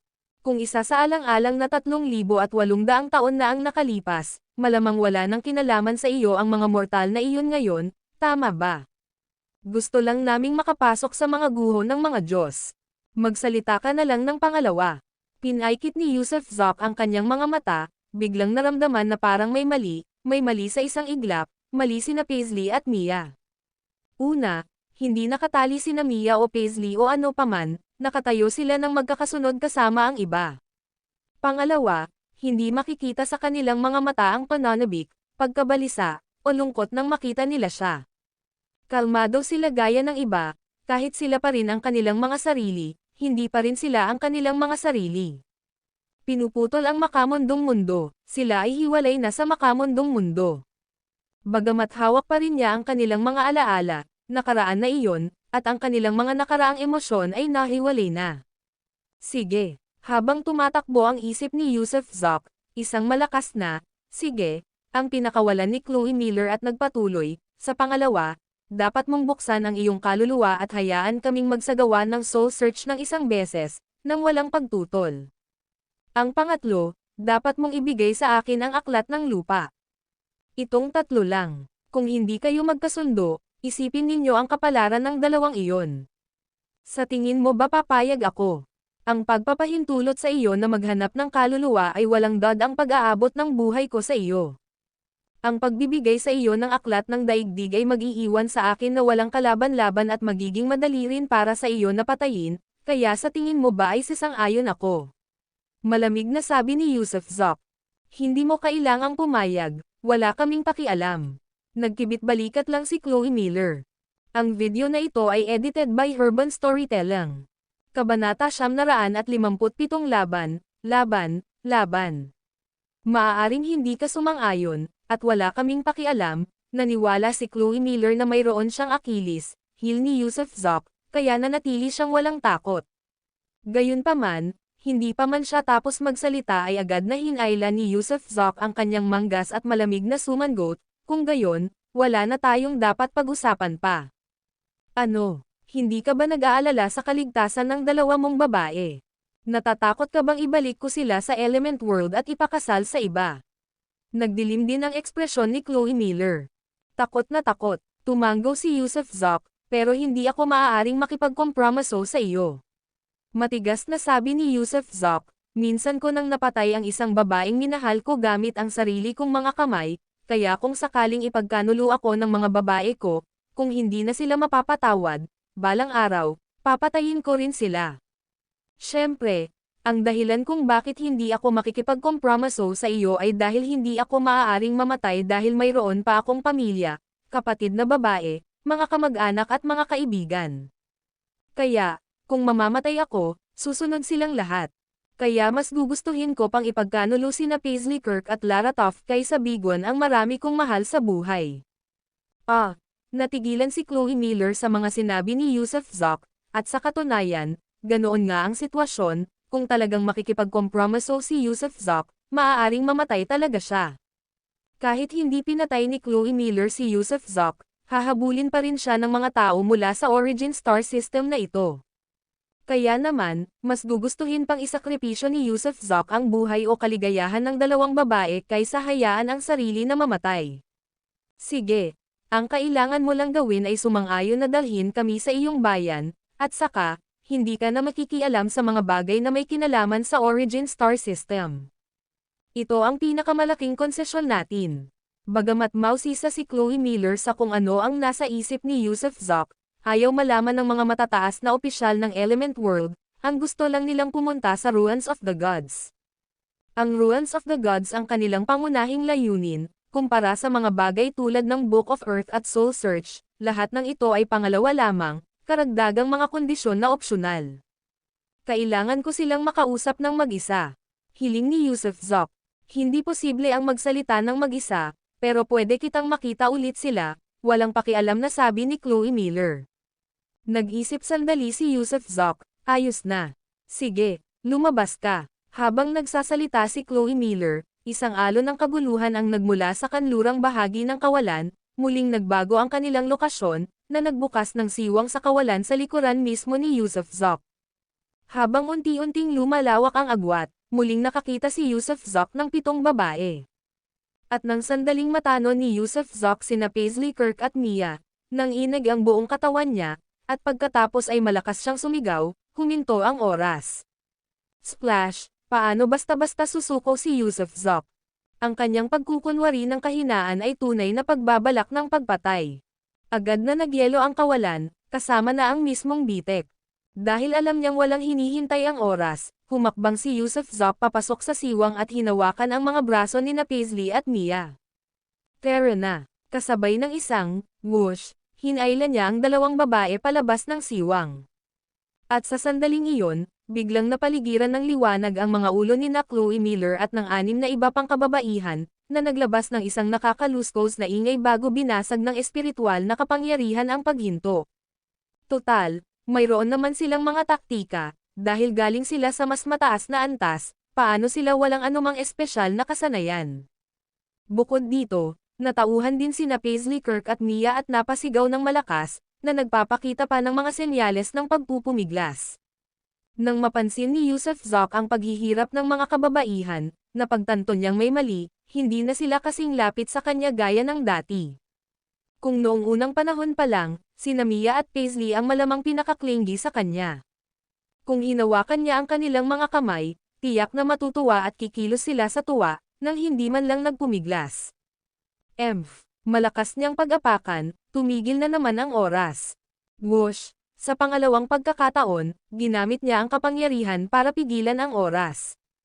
Tunay nga, ang mga taong nagsisimula pa lamang magising ay muling naayos sa kanilang mga kinatatayuan dahil sa paghinto ng oras. Humayo ka. Sinamantala ang kawalan ng malay na pag-iisip ng 2 babae, direktang pinapunta sila ni Yusuf Zoc sa dagat na asol at langit na may ulap. Ang dagat asol at ang langit na may ulap, iyon ang sakop sa loob ng kanyang soul realm, kaya nang makapasok sila sa kanyang sakop, ang 2 babae ay hindi na makakabalik sa mas matataas na antas at tuluyan ng napigilan. Kasabay nito, sa wakas ay nakagawa na siya ng hakbang, determinado na siyang pumatay, kailangang mamatay si Chloe Miller, ang babaeng ito. Itinulak niya ang kanyang palad, at hinampas ang dibdib ng babae gamit ang pinakamalakas na puwersa. Sa kabila ng kanyang anyo bilang isang heavenly immortal, taglay niya ang isang mapanlinlang na puso na parang sa isang ulupong, at ito, na nakapatay ng maraming kababaihan sa mga nakalipas na taon, ay hindi nagpakita ng kahit anong awa. At habang inilulunsad niya ang kanyang push star palm, mas mabilis na nagising si Chloe Miller at napasigaw ng may takot. Agad na bumalot sa kanyang katawan ang isang damit na kulay apricot dilaw na parang balahibo ng imperial, at iniluwa niya ang isang butil patungo sa palad ni Yusuf Zok. Boom! Bumangga ang butil sa push star palm ni Yusuf Zok, at agad siyang nakaramdam ng pag-agos ng enerhiya, na sinundan ng matamis na lasa sa kanyang lalamunan. Kasabay nito, bumagal ang bilis at lakas ng kanyang push star palm. Siyempre, nagpatuloy pa rin ito, dahil tulak siya ng determinasyong pumatay, at ngayon, wala nang makakapidyo sa kanya sa pagpatay kay Chloe Miller. Bang! Sa isang iglap, tinahak ng kanyang palad ang mga patong ng kawalan, at pagkatapos ng sunod-sunod na pagsabog, sa wakas ay tumama ito sa ilalim ng dibdib ni Chloe Miller. Gumuho ang kanyang dibdib habang bumubulwak ang sariwang dugo mula sa kanyang 7 butas, at ang mga damit na kulay apricot na dilaw ang kulay ay nabasag sa isang nakabibinging ingay. Bahid ng pagkadismaya ang lumitaw sa mga mata ni Yusuf Zok dahil hindi nasagasaan ng kanyang palad ang laman ni Chloe Miller. Ang butil, ang mga damit na gawa sa balahibo, hinaranggan nila ang halos lahat ng kanyang star power, at si Chloe mismo ay mayroon ding kahangahangang lakas, kaya ang kanyang push star palm ay nabigo sa unang pagkakataon. Habang si Chloe ay itinapon pabalik na parang saranggola na naputol ang tali, lumitaw ang kanyang karmic fire. Ito ang paglaya mula sa kanyang mga pagpigil, sa mga pagpigil ng mga patakaran, tulad ng nangyari kay Winter Snow sa Blue Sea Cloud dati. Kapag natanggal na ang mga paghihigpit ng mga patakaran, ang kanyang lakas ay agad na babalik sa tugatog nito, at sa pamamahala ng Karma Fire Burning Body, kailangan niyang lisanin ang eroplanong ito sa loob ng 10 hininga para mabuhay. Mamatay ka. Ayaw siyang payagan ni Yusuf Zok na makatakas, kaya, gamit ang mind shuttle, muling lumapit siya kay Chloe at pumutok ng isa pang palad. Ikaw na munting magnanakaw, gusto kitang patayin. Taliwas sa inaasahan ni Yusuf Zok, hindi agad tinangka ni Chloe na tumakas. Sa halip, umungal siya at sunod-sunod na nagpakawala ng mahigit 12 palad. Ang mga palad ay bumuo ng maraming anino ng palad na bumangga sa push star palm ni Yusuf Zok. Bukod dito, hinugot niya ang sinaunang espada at kinagat ang kanyang dila, dinilaan ang sariwang dugo mula sa dulo ng kanyang dila sa gilid ng talam. Boom! Nang mabahiran ng dugo niya ang espada, bigla itong sumabog at naging mga sinag ng cyan na liwanag, nabuhay kasabay ng umuungal na tunog ng mga dragon. Espada ng paglabag sa batas, lipulin. Swoosh! Swoosh! Swoosh! 3 beses niyang inihampas ang espada, bawat hiwa ay lumilikha ng sword chi na tumatama patungo sa push star palm. Ugong! Ugong! Ugong! Ugong!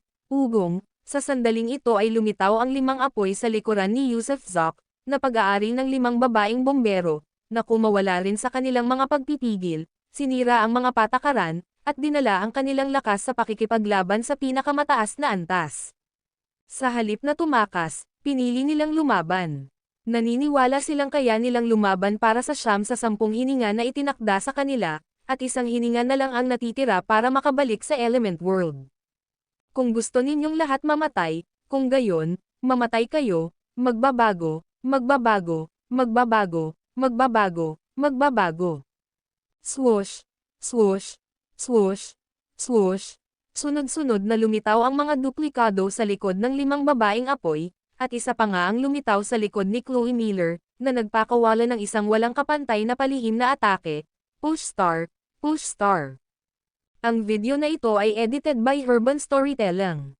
Kabanata 958 walang pag-aatubili. Talagang nawalan ng gana si Yusuf Zok. Ang mga kasuklam-suklam na babaeng iyon mula sa mas matataas na antas ay nang-ahas na takutin siya gamit ang sarili niyang kasintahan, ngunit sa kabutihang palad, mabilis siyang tumugon at gumawa ng isang mapagpasyang hakbang.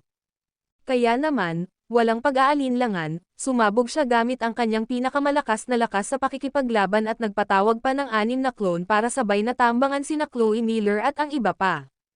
Sugatan na si Chloe Miller, at hindi lamang ang pangunahing katawan ni Yusuf Zok ang umaatake sa kanya, kundi isa sa mga clone nito ay tahimik ding lumitaw sa likuran niya. Maaari niyang iligtas ang iba, ngunit kinailangang mamatay ni Chloe Miller. Boom! Naipit sa pagitan ng mga atake mula sa harap at likod, dalawang push star palm ang sumiksik kay Chloe Miller sa gitna, at ang pagsabog ng stellar power ay tila baguguluhin nito ang kawalan hanggang sa tuluyang mawala. Sa wakas ay naramdaman ni Chloe Miller ang papalapit na kamatayan at napasigaw sa takot. Gayunpaman, may plano pa rin ang babaeng ito, lalo na't hawak niya ang Sword of Lawbreakang. Nang akmang tatamaan na siya ni Yusef mula sa harap at likod, ang espada ay humuhuni at nag-anyong isang tao. Tunay nga, ang Immortal Sword ay naging isang lalaking nasa katanghaliang gulang na may matutulis na kilay at makitid na mga tampok, matangkad at kakilakilabot. Pagkalabas niya, gamulong siya at itinulak si Chloe Miller papasok sa isang spatial black hole at saka naglaho. Kasabay nito, sumugod siya gamit ang mga palad sa kaliwa at kanan, direktang tumama sa push star palms ni Yusef. Boom! Crack! Crack! Crack! Ang dalawang push star palms ni Yusef, na tunay na banal na kakayahan, ay parang supernatural. Kaya naman, ang katawan ng lalaking binago mula sa espada ay nagsimulang mabasag. Bang! Nang sumunod na segundo, hindi niya na makayanan ang kapangyarihan ng push star palm at ang kanyang katawan ay nanliit, bumalik sa espada ng paglabag sa batas. Ngayon, ang talam ay natatakpan ng maraming bitek, at lubhang nanlabo ang kinang nito. Swoosh! Tila may malay, tinangka ng espada na makatakas sa pamamagitan ng mabilis na pagbagsak. Ngunit saan kaya ito hahayaang makatakas ni Yusef? Kahit nagtataka kung espada nga ba ito o tao, narating na niya ang puntong ito sa labanan at hindi niya kayang pakawalan ang espada, kung hindi ay mawawalan ng saysay ang laban ngayon. Telekinesis, makipag-away, huminto ang oras. Sabay na yumapak ang pangunahing katawan ni Yusef at ang kanyang mga clone. Sa pagkakataon ng paghinto ng oras, nang pati ang espada ay nagyelo na rin, marahas niya itong hinawakan at gamit ang isang marahas na pagindayog, direktang inihagis ito sa dagat na asol at langit na may ulap. Sa dagat na asol at langit na may ulap, ito ang kanyang nasasakupan, ang kanyang sariling mundo, kung saan niya kontrolado ang lahat. Kaya, kahit na malakas ang espada, kailangan niya itong supulan. Samantala, ilang pagsabog ang umalangaw-ngaw sa likuran niya. Nakapatay na ang iba pa niyang mga clone ng dalawang individual, ngunit ang natitirang tatlo ay napakalakas din, halos hindi mas mahina kaysa kay Chloe Miller. Total, natanggal na nila ang kanilang mga tali. Hindi sila mga cultivator mula sa antas na ito, at kabilang pa nga sa pambihirang uri mula sa mas matataas na antas. Kaya naman, nang mailabas nila ang kanilang buong lakas, natural lamang nataglay nila ang walang kapantay na kakayahan. Nakita ni Yusef na may isang madre na buhay pa, at isa mula sa lahing alien, at isang demon cultivator. Kahit na sila ay nilamon ng karmic fire, ang madre ay may halo ng liwanag ni Buddha, ang dayuhan ay may 4 na pakpak na bahagi, at ang babaeng demonyo ay nagbago sa kanyang orihinal na anyo, isang dragon na may 4 na kuko na kulay ginto. Siyempre, nagbanggaan din silang tatlo ng mga palad ni Yusef, dahilan para dumura sila ng dugo at tila ba malapit nang magwala sa espasyo para makatakas. Ngunit paano sila hahayaang makatakas ni Yusef? Gamit ang isang walang laman na kamay na nakaabot sa langit, patungo sa tatlong babaeng ito, ipinahayag niya, lambat ng langit at lambat ng lupa, nagdidilim ang langit at naglalabo ang lupa, mga panangga ng langit at mga tinak sa lupa, paghinto ng oras, pagkontrol ng isip, selyong yelo pulang lupa. Swish, swish, swish, swish. Sa sandaling iyon, sabay-sabay na pinakawalan ni Yusef ang lahat ng kanyang mga banal na kasanayan, at sa pagsasama-sama ng lahat ng mga banal na kasanayan, dumilim ang langit, tumigil ang oras, at ang tatlong babae, na bumabagsak sa kawalan, ay nahihilo dahil sa kanyang napakaraming sining at pamamaraan. Sinamantala ang sandaling ito, humakbang si Yusef papunta sa dragon na humahagod sa kalangitan, tinutok ang mukha nito, at nang ituro niya ang isang daliri, isang patak ng merit do ang pumasok sa bibig nito, at agad siyang nagpadala ng mensahe, pagkatapos bumalik sa element world, humanap ka ng paraan para kontaken ako, tumakbo ka. Hinagod niya ang kanyang binti, sabay dabog sa nahihilong babaeng dragon diretso sa espasyong kanilang binuksan. Kung tungkol naman sa isa pang madre at sa anghel na may 4 na pakpak, si Yusef ay hindi ganoon kabait at nagpasya na kailangang kitilin ang kanilang buhay. Dragon Hunting Sword. Inilabas niya ang Purple Light Sword, At sa dalawang suntok, hiniwa niya ang madre at ang anghel na may 4 na pakpak ng direkta sa gitna. Hindi maganda. Sa sandaling iyon, nang ang mga madre at alien race angels ay bagong patay na sa kanya, biglang nanlaki ang kanyang mga mata sa hindi makapaniwala, at sa sumunod na segundo, ang kanyang katawan kasama ang lahat ng kanyang mga avatar ay agad na naglaho, lahat ay bumalik sa Blue Sea at Cloud Sky. Sa Blue Sea at Cloud Sky, ang kalangitan ay nilibot ng espada ng paglabag sa batas na walang tigil na umuungal, walang tigil na umuugong, sumasalsal at nagtatadtad ng magulong kahit saan. Pagpasok pa lang ni Yusef Zok, marahas na pinigilan ng kanyang telekinesis ang espada, at mahigpit itong ikinulong sa lugar nito. Gayunpaman, sa oras na ito, wala siya sa mood o wala siyang oras para harapin ang espada dahil ang kinatatakutan niya ay hindi ang espada, kundi sina Paisley Kirk at Mia. Sa sandaling iyon, sa itaas ng Blue Sea at Cloud Sky, sina Paisley Kirk at Mia ay parehong nilamon ng karmic fire. Tunay nga, pinakawalan nila ang kanilang mga pagpigil, hinayaan ang karmic fire na bumalot sa kanila, na nagliliyab ng matindi. Sa ibaba nila, sina Ruth Wilcox, Lily Case, Miles O'Brien, Womau, Sarah Zok, Dream Morrow, at marami pang iba, ay alinman sa umiiyak o may mabigat at malungkot na mga ekspresyon. Humakbang paarap si Yusef Zok kina Paisley Kirk at Mia, habang nakatitig sa kanila ng walang ekspresyon. At tumingin sila pabalik kay Yusef, ang kanilang mga matang puno ng pagtataka, medyo malayo, at walang pakialam pa nga. Ngunit walang nakitang pag-aatubili si Yusef. Sa katunayan, walang pumilit sa kanila na tanggalin ang kanilang mga pagpigil, sila mismo ang gumawa nito, kaya't bumaba ang karmic fire. Paalisan mo na kami, wala nang gaanong oras. Pagmamakaawa ni Mia habang nakakuyom ang mga kamay sa panalangin, naanimoy isang madre. Bakit? Dumudugo ang puso ni Yusef, bagamat bahagya siyang may nahulaan, ang pagiging tao ay nangangahulugan ng pagkakaroon ng puso, emosyon, at pagkatao. Ang pagputol ba ng ugnayan sa mundo ng mga mortal ay nangangahulugan ng pagtalikod sa lahat. Patay na ang Lara Croft ng mga panahong iyon, pakiusap, bitawan mo na kami. Tila nahihirapang salubungin ang mga mata ni Yusef si Mia, bahagyang ipinikit lamang ang mga ito. Nanginig si Yusef sa buong katawan. Gaano kamahal, kaklingi, at kawalang pidyo si Mia noong mga panahong iyon. Pero ngayon, isa na siyang madre. Parang gusto niyang magmura, o pumatay pa nga. Yusef, 4 na hininga na lang ang natitira sa atin, iyon lang ang sinabi ni Paisley Kirk, saka itinakip ang bibig at iniwas ang tingin kay Yusef. Tumalim ang tingin ni Yusef, at bigla siyang nagpakawala ng malamig na tawa, kung gayon, tara na, pero tandaan mo, hahanapin kita sa loob ng 3 taon. Swoosh! Pagkaway ni Yusef ng kanyang manggas, agad niya silang pinaalis, dahil, takot talaga siyang baka mamatay sila. Pagkaalis pa lang ng 2 babae sa Blue Sea at Cloud Sky, agad silang pumasok sa isang space-time channel, nang walang anumang natitirang pagkakabit. Yusef, hindi lang nila pinutol ang kanilang ugnayan bilang mortal kundi hinugasan din ang kanilang utak. Malakas na sigaw ni Zok, at maging ang ilan sa kanilang mga alaala ay malamang na nabura, kung napanatili nila ang kanilang mga nakaraang alaala, paano sila naging ganito kawalang awa.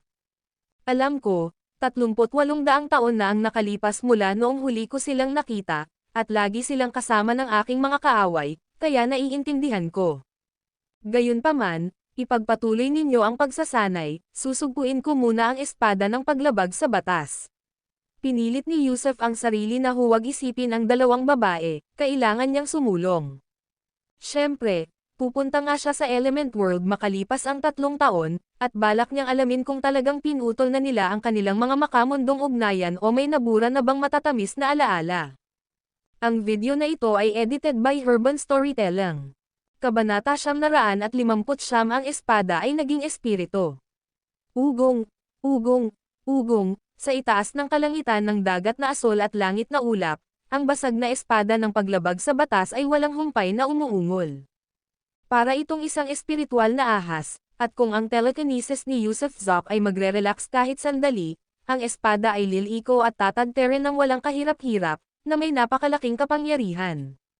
Sinubukan itong sakupin at pigilan ni Diego Jacobs, Bladen, Nikolai, at Chad Lopez, ngunit halos mahiwalay sila sa kanilang buhay dahil sa espadang chi na inilabas nito.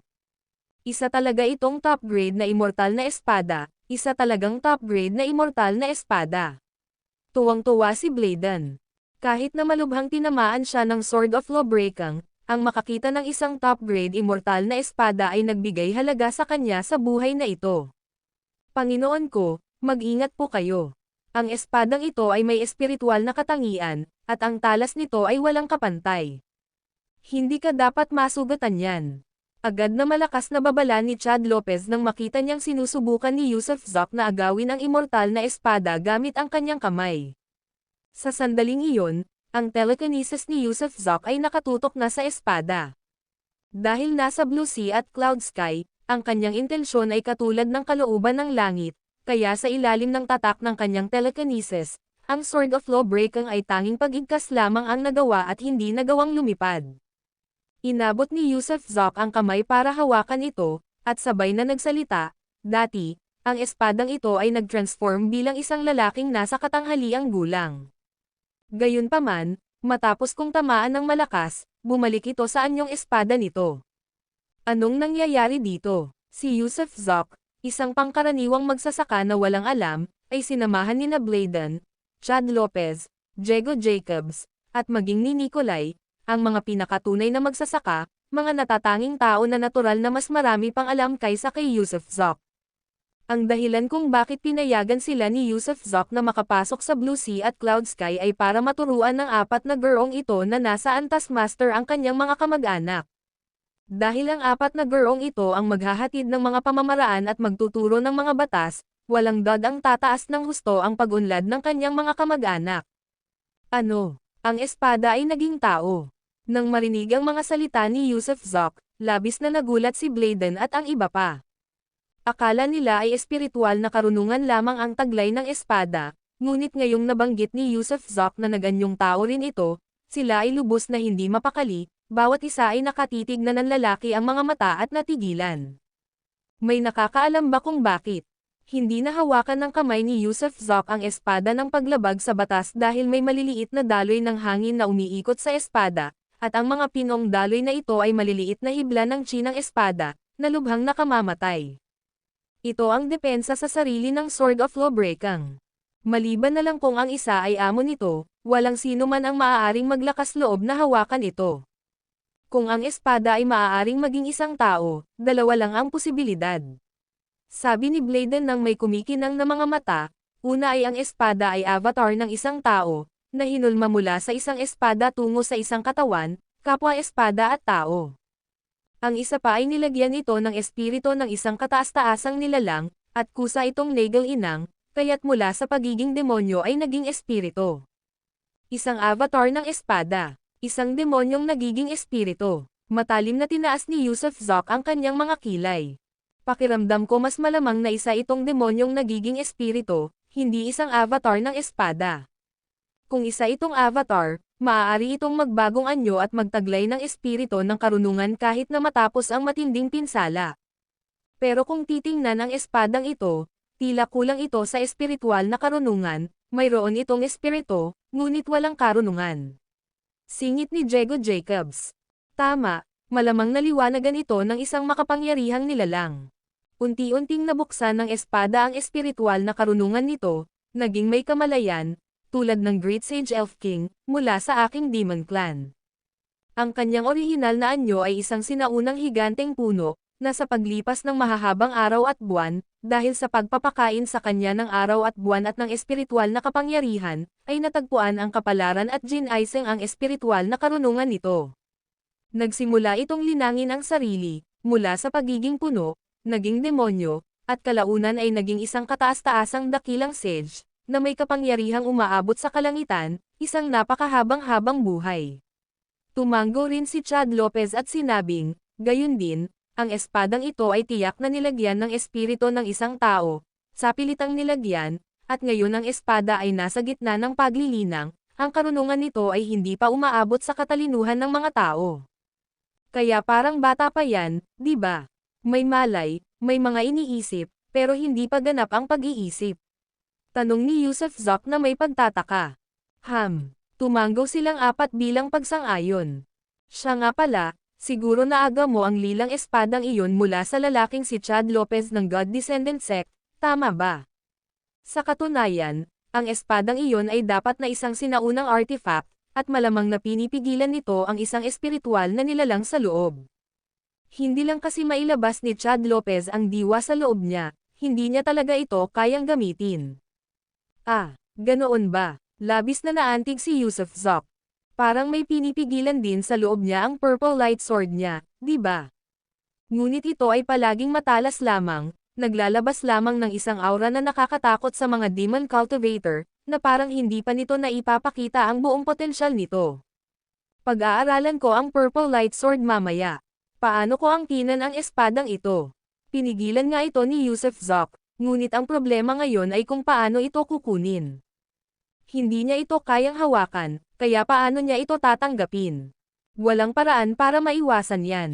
Ang espadang ito ay nagkaroon ng espiritu, at hindi ikaw ang Panginoon nito, kaya maaari lamang itong masira. Maaaring may iba pang mga paraan upang supulan ito, ngunit sa palagay ko ay wala tayong kakayahan, at maaaring hindi mo rin ito magawa, Panginoon ko. Ang tanging pagpipilian ay basagin ito. Sabi ni Bladen habang umiiling. Sayang naman, sayang. Paulit-ulit ding umiling ang iba. Dapat ko bang gamitin ang strange fire para pinuhin ito? Paano kung sunugin na lang? Tanong ulit ni Yusuf Zok. Umiling si Yegang, malamang na wala itong magiging epekto. Ang pagsunog nito gamit ang kakaibang apoy ay papatay lamang sa katawan ng espada at sa espiritu ng espada ng magkasama, at hindi pa rin ito kikilalanan ang isang Panginoon. Siyempre, pwede itong subukan ni Master. Guro, pwede nyo rin pong subukan gamitin ang inyong Miracle Liquid. Ang Miracle Liquid mo ay para sa monster collecting, baka gumana yan. Biglang paalala ni Ling Zuzi. Tama, ang himalang likido ng guro. Nang inag sina Yegang, Diego Jacobs, at Nicola, nakalimutan nila na ang kanilang guro ay nagtataglay ng isang uri ng himalang likido, na maituturing na numero 1 kababalaghan sa mundo, na kinatatakutan kahit sa Immortal Realm at Heavenly Realm dahil sa mahimalang katangian nito. Oo nga, susubukan ko munang gamitin ang Miracle Liquid, pinaikit ni Yusuf Zok ang kanyang mga mata, at isang patak ng Miracle Liquid ang biglang namuo sa dulo ng kanyang daliri, na direktang inihagis niya sa Sword of Lawbreakang. Gayunpaman, ang Sword of Lawbreakang ay may kamalayan, kaya habang papalapit ang Miracle Liquid dito, naitaboy ng espada ang likido gamit ang sword chi nito. Sayang naman, sigaw ni Ling Zuzi, habang pinapanood ang patak ng mahimalang likido na tumutulo sa kawalan, bigla niyang ibinuka ang kanyang bibig at marahas na huminga, sinipsip ang patak ng likido sa kanyang bibig. Dighay, ang pinakamasarap na pagkain sa mundo, ang sukdulang masarap na likido. Pinaikit ni Ling Zuzi ang kanyang mga mata at ninamnam ito. Ngumiti ng mapait si Yusuf Zok, saka itinuro ng matalim ang daliri sa ere at idiniin ng malakas ang espada ng paglabag sa batas. Snap, snap, snap, snap, snap. Gamit ang kilos na ito, ginamit niya ang Star Pushing Power at, habang idinidiin niya, ang daloy ng sword chi sa espada ay direktang nabasag ng kanyang paghawak, at nang dumampi ang dulo ng kanyang daliri sa Sword of Lawbreakang, isa pang patak ng mahimalang likido ang dumapo dito, habang mabilis na umatras ang kanyang daliri. Daganggong, daganggong, isang palabas ang naganap sa sandaling ito. Nang dumampi ang mahimalang likido sa espada ng paglabag sa batas, ang espada ay nagpakawala ng walang katapusang gininto ang liwanag, nanginginig at umuugong ng walang tigil. Kasabay ng tunog na, pop, matapos manginig ng ilang beses sa loob lamang ng 2 o 3 minuto, ang espada ay lumikha ng malakas na ingay, at pagkatapos ay mabilis na naganyong tao, lumuhad sa paanan ni Yusuf Zok. Agad na natigilan si Yegang at ang iba pa na parang mga manok na nanigas sa takot. Nako, basta-basta, kinolekta niya pala yun. Hindi ba't napakadali lang naman noon? Hahaha, humagalpak ng tawa si Yusuf Zok. Tila ang kanyang Miracle Liquid ay sadyang ginawa para sa mga demonyo, espiritu, duwende, at iba pa. Hanggat hindi sila tao, kaya niya silang agad-agad na maliwanagan at supulan. Itaas mo ang ulo mo para makita-kita, sabi ni Yusuf Zok sa taong naka-espada. Agad na iniangat ng lalaki ang kanyang ulo, ngunit, pero, may kakulangan ng sigla sa kanyang mga mata, na para bang siya ay nalilito at walang alam, ang kanyang ekspresyon ay puno ng pagkalito at pagkabalisa. Ano ang pangalan mo? Pinaikit ni Yusuf Zok ang kanyang mga mata at nagtanong. Ako, nauutol na sabi ng lalaki. Guro, hindi pa po siya makapagsalita. Dati, kaunti lamang ang taglay niya sa espiritual na karunungan, ngunit kulang siya sa higit na katalinuhan at pag-iisip. Ngayon, dapat siyang maging parang isang bagong silang na sanggol, walang alam at walang nauunawaan. Ang kayamanang ito, ay isang likas na likha ng langit at lupa. Kayong apat, turuan ninyo siyang magsalita, turuan ninyo siyang kaalaman, turuan ninyo siyang moralidad, turuan ninyo siyang maging tao. Mula ngayon, tatawagan siyang Evander Zok. Ikinumpas ni Yusuf Zok ang kanyang manggas, at sa isang iglap, umalis siya, lumapag sa tuktok ng isang mataas na bundok. Kasabay nito, inilabas niya ang Purple Light Sword. Gusto niyang ipahid ang mahimalang likido sa Purple Light Sword para makita kung ano nga ba ang nasa loob ng Light Sword na ito. Ang video na ito ay edited by Herban Storytelling. Kabanata 960 Soldo. Naalala ni Yusuf Zok na noong una niyang nakuha ang Purple Light Sword, ito ay nasa ilalim ng Jade Pacific. Nang panahong iyon, ang espada ay itinutok sa bungo ng isang higanteng kalansay na may 2 kuko. Pagkatapos, ang espada ay nagdulot sa kanya ng maraming hindi inaasahang tagumpay. Halimbawa, ang aura na inilalabas nito ay maaaring direktang magpasuko sa mga demon cultivator, lalo na iyong mga uri ng dragon, tulad ng mga ahas, jawlong, at dragon. Sa harap ng espadang ito, hindi man lang sila nakapag-ipon ng lakas para lumaban. Hindi kailanman nagsagawa si Yusuf Zok ng panunumpa sa dugo para angkinan ang pagmamayari, kaya hindi niya kailanman itinago ang espada sa kanyang dantian. Kalaunan, ito ay kinuha ng Asher Emperor, at ayon sa sinabi ni Mr. Sabi ni Petty, hindi pa rin nailalabas ng Asher Emperor ang buong potensyal ng espada. Ngayon lang, natalo niya ang Spirit Sword na iyon gamit ang isang patak ng soldo, kaya kumbinsido siyang ang kanyang soldo ay tunay ngang nasa antas ng Diyos, isang bagay na tanging siya lamang ang nagtataglay sa ilalim ng malawak na kalangitan. At ngayon, gusto niyang makita kung ano talaga ang nasa loob ng Purple Light Sword. Kasabay ng isang putok, isang patak ng soldo ang bumagsak sa Purple Light Sword. Sa sandaling dumampi ang soldo dito, ang espada ay kumawala mula sa mga kamay ni Yusuf Zok, tumalon sa ere na may huni na parang dragon, at nagsimulang lumipad ng may pananabik na parang buhay. Ramdam ni Yusuf Zok na tila tinurukan ng adrenaline ang espada, ito ay labis na nasa sabik. Pwede ka ring mag-transform, di ba? Tingnan natin kung anong klaseng halimaw ang itinatago mo sa loob, saway ni Yusuf Zok habang natatawang nagtatanong. Tila naintindihan ng Purple Light Sword ang sinabi niya, at naglabas ng 3 magkakasunod na hum. Gayunpaman, hindi ito nagbagong anyo ngunit kasabay ng isang whoosh, ay bumalik ito sa mga kamay ni Yusuf Zok at muling naging hindi gumagalaw. Medyo naguluhan si Yusuf Zok, anong ibig sabihin ito? Nanatiling hindi gumagalaw ang Purple Light Sword na parang nakatulog ng tahimik, kalmadong nakahiga sa kamay ni Yusuf Zok. Kailangan mo pa ba ng soldo? Pinaikit ni Yusuf Zok ang kanyang mga mata at nagpatak ng isa pang patak ng soldo dito. Whoosh! Muling gumalaw ang espada, humuhuni ng sunod-sunod, ngunit sa pagkakataong ito, hindi ito nakatakas sa kalangitan, nanginginig lamang ito sa kamay ni Yusuf Zok, na naglalabas ng parang ungol ng dragon. Hindi pa ba sapat? Kung gayon, heto pa. Malabo nang nahulaan ni Yusuf Zok na ang espada ay dapat may isang uri ng selyo o pangharang, na pumipigil sa espirito sa loob na lumabas. Bagamat maaaring masipsap ng espirito sa loob ang soldo, ang 1 o 2 patak lamang ay walang silbi, hindi sapat upang masira ang selyong nagkulong sa espirito. Nagpatuloy si Yusuf Zok sa pagtulo ng 3, 4, 5 patak, patuloy na dinadagdagan ang bilang. Nang halos 100 patak na ang naipatak niya, at namutla ang mukha, ay saka pa rin nagbagong anyo ang Purple Light Sword at naging isang tao tulad ng Lawbreaking Sword. Hindi ko na kayang ituloy. Isang patak ng asensya para sa 10 patak ng dugo, sinusubukan mo ba akong patayin? Pakiramdam ni Yusuf Zok ay parang naubos ang kanyang utak, labis na pagod at nananakit ang buong katawan, halos bumagsak ang kanyang katawan. Hindi na siya nang ahas na magpatuloy, dahil kahit na araw-araw na napupuno ang soldo, ang napakalaking dosis ay hindi na matiis kahit para sa mga immortal. Ang soldo ang siyang diwa ng kanyang birtod, o sa halip, ang diwa ng kanyang buhay. Kaya, sa bawat patak na nauubos niya, nababawasan siya ng isa. Ang Purple Light Sword ay naging normal muli, hindi na umiiyak o nanginginig.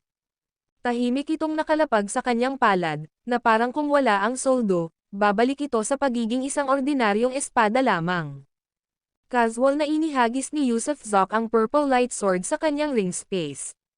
Plano niyang magpahinga at magpagaling ng kaunti, at pagkatapos ay ipagpatuloy ang pagsubok bukas.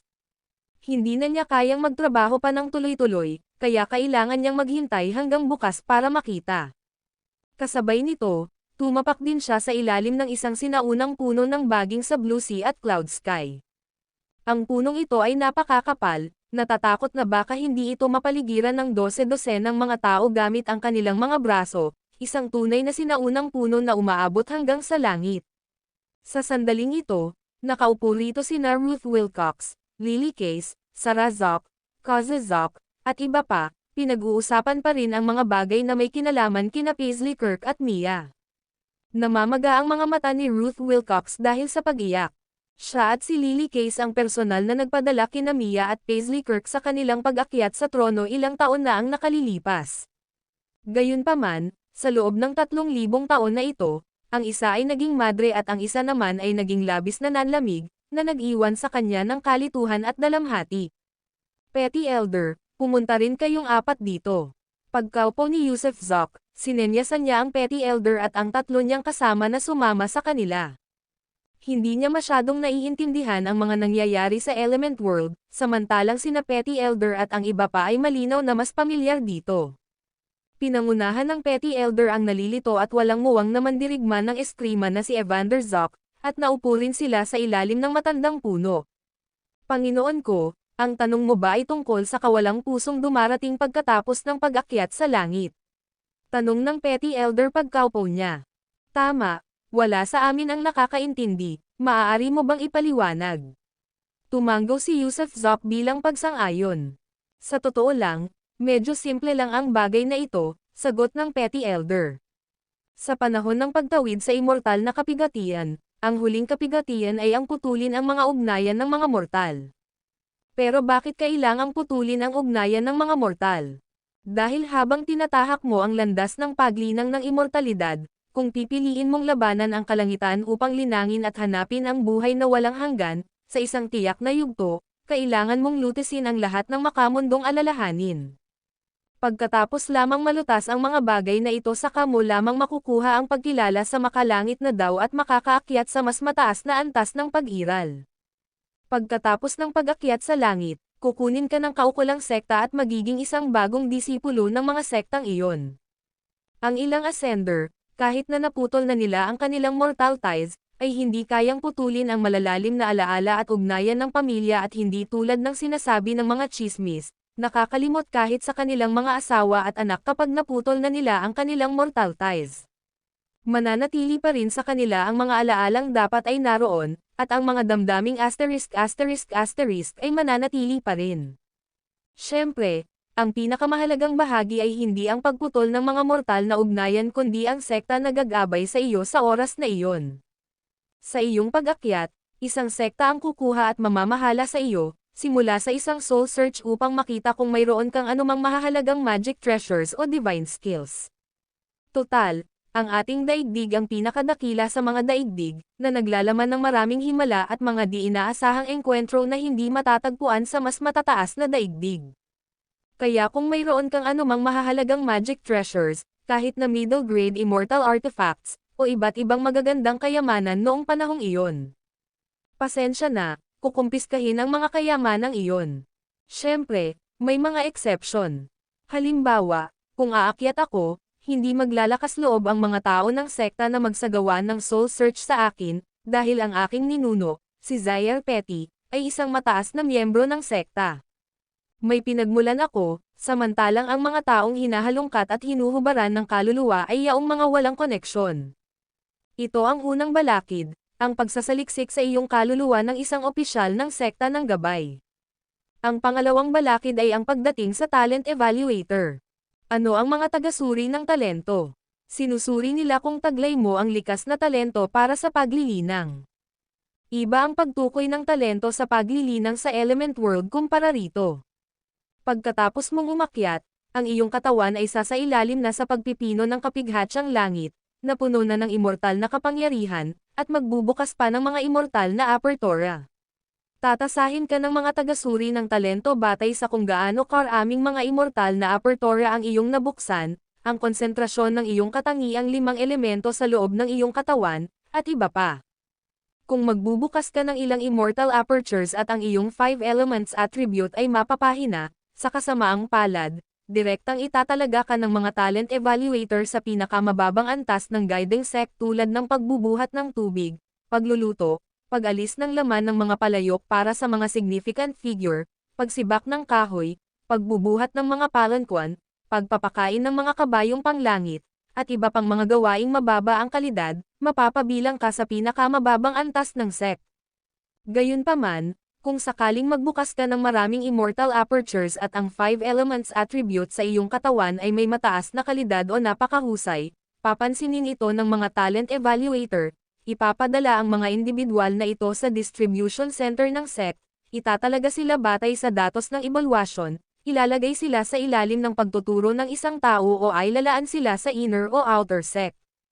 Para naman sa ilang natatanging henyo, agad silang itatalaga sa mga elder o pinuno ng sekta, at ang mga pambihirang talentong ito, kapag napasailalim na sa mga elder o pinuno ng sekta, ay sasailalim sa soul cleansing, upang mabilis silang makapaglinang at maalis ang mga pang-abala sa kanilang isipan.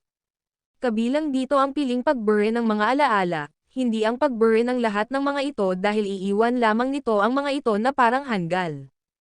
Kaya, pili nilang binubura ang ilan sa mga alaala na maaaring makaapekto sa kanilang cultivation.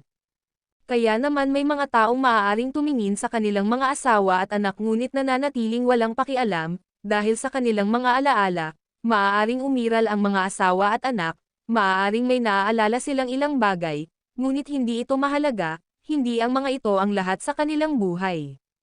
Kaya naman, sa ilalim ng dalawahang impluwensya ng pagputol ng mga mortal na ugnayan at pagbure ng mga alaala, marami ang nagsisimulang muli, tinatrato ang kanilang nakaraan bilang sarili lamang nilang nakaraang buhay.